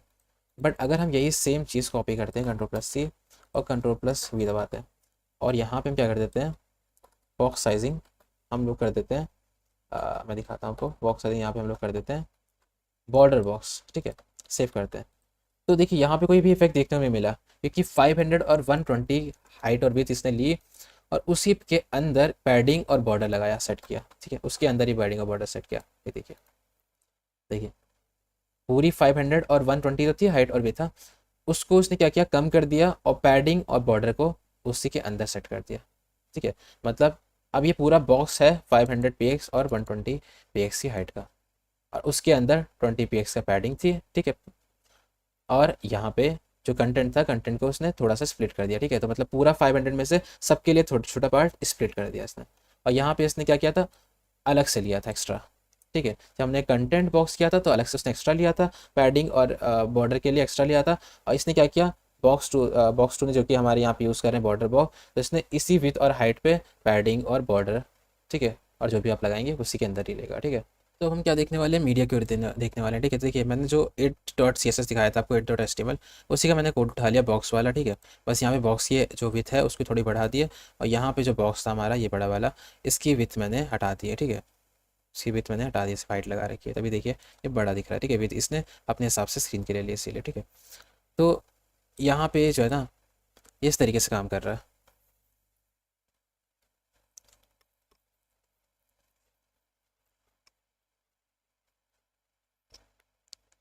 इसने फिर अपने हिसाब से विथ ले लिया। ठीक है, तो यहाँ पे कुछ इस तरीके से काम कर रहा है। लेकिन पहले मैं आपको मीडिया क्यूरी समझाता हूँ, मैं आपको एक रियल वर्ल्ड एग्जांपल दिखाता हूँ। ठीक है, जैसे मैं अगर दिखाता हूँ आपको एलिस्ट पेंट, एलिस्ट पार्ट, देखिए ये एक वेबसाइट है। ठीक है, ये हमें पीसी पे, कुछ कंप्यूटर पे, हमारे लैपटॉप पे कुछ इस तरीके की दिखाई दे रही है। क्या हम फ़ोन से खोलेंगे तो क्या हमें इसी तरीके दिखनी चाहिए वेबसाइट? नहीं ना, क्योंकि फ़ोन का जो स्क्रीन होती है वो छोटी होती है। वही अगर हम टैब से खोलेंगे, क्या हमें इस तरीके से स्क्रीन दिखाई देनी चाहिए? नहीं ना, क्योंकि टैब की स्क्रीन फ़ोन से बड़ी होती है और लैपटॉप से छोटी होती है।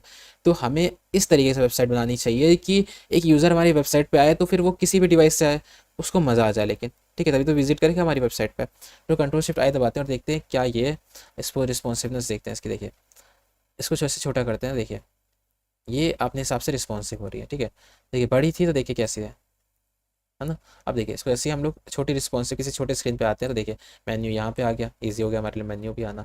अब देखिए कितनी सही आ रही है ना। कंटेंट भी कुछ बीच में आ गया, और पहले कैसा था कंटेंट, देखिए पहले कुछ इस तरीके का था, है ना। देखिए, तो ये होती चीज़ है। ठीक है, अब अगर मैं यहाँ पे इसको हटा देता हूँ, और अब देखते हैं हम लोग कैसे रिस्पॉन्सिव करेंगे। ठीक है, साइड को अब इसको बड़ा ही रख देते हैं, क्योंकि हमें रिस्पॉन्सिवनेस देखनी है, तो बड़ा ही रखते हैं इसको, और यहाँ पे इसको भी बड़ा कर देते हैं। ठीक है, तो हमें क्या करना पड़ेगा, यहाँ पे मीडिया क्यूरी लगाना पड़ेगा। ठीक है,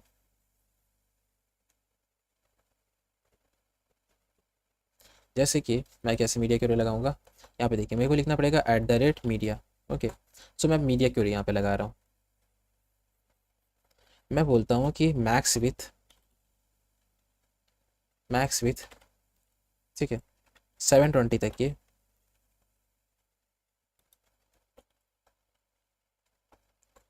जो डॉट कंटेनर है ठीक है, डॉट कंटेनर कोई चीज़ चेंज कर लेते हैं। देखिए सारी प्रॉपर्टी सेट वही रहेगी, लेकिन जो आप नई प्रॉपर्टी लगाएंगे, जो चेंज करेंगे, वो प्रॉपर्टी नई एक्स्ट्रा ऐड हो जाएगी। ठीक है, मैं कहता हूँ अब यहाँ पे डॉट कंटेनर जो है ना, उस पर फ्लेक्स डायरेक्शन कॉलम कर दो। ठीक है, और यहाँ मैं पी एक्स लिख देता हूँ। ठीक है, 720 पी एक्स पे। ठीक है, जैसे ही मैक्स पिन 720 पी एक्स तक की जाएगी, ये हमारा क्या हो जाएगा, ये हमारा उतने तक की फ्लैग जनरेशन कॉलम रहेगा। ठीक है, 720 पी एक्स तक की फ्लैग जनरेशन कॉलम रहेगा। इसका मतलब ये हुआ। अब देखिए मैं दिखाता हूँ, फिर आपको समझ जाएगा। देखिए कंट्रोल शिफ्ट आई दबाते हैं। ठीक है, देखिए अभी देखिए यहाँ पे रिस्पॉन्सिवनेस पे देखिए 1032 पे है ना।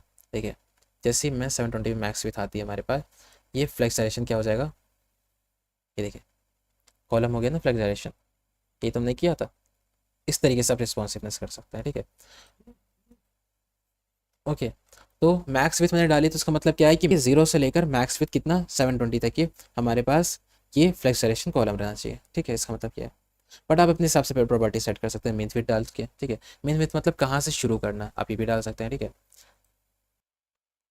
जैसे मैं इसे कॉपी कर लेता हूँ और शिफ्ट डाउन दबाता हूँ, और मैं यहाँ पे देता हूँ मीन विथ। ठीक है, मैं बोलता हूँ कि मीन विथ कहाँ से शुरू होनी चाहिए, मीन विथ यहाँ से शुरू करो। सपोज करिए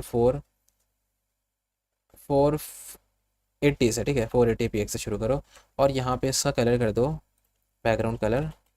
ठीक है, बैकग्राउंड कलर देखिए पहले क्या सेट किया मैंने, यही सेट किया। ठीक है, अब मैं बैकग्राउंड कलर को वैसे कर देता हूँ। ठीक है, देखिए अब हम लोग देखते हैं। देखिए 480 से शुरू होने के बाद ये खुद से कलर चेंज करेगा। देखिए पहले कलर क्या है, इतना। ठीक है, जैसे ये 480 के ऊपर आएंगे हम लोग, मीन विथ क्या है, मीन विथ यही है कि मीन विथ हमने दिया है कि इस मिनिमम विथ से यहाँ से इसकी कलर चेंज कर दो। देखिए बैकग्राउंड कलर चेंज हो गया अब यहाँ से। ठीक है, अब जैसे ऊपर जा रहे हैं हम लोग यहाँ पे, है ना।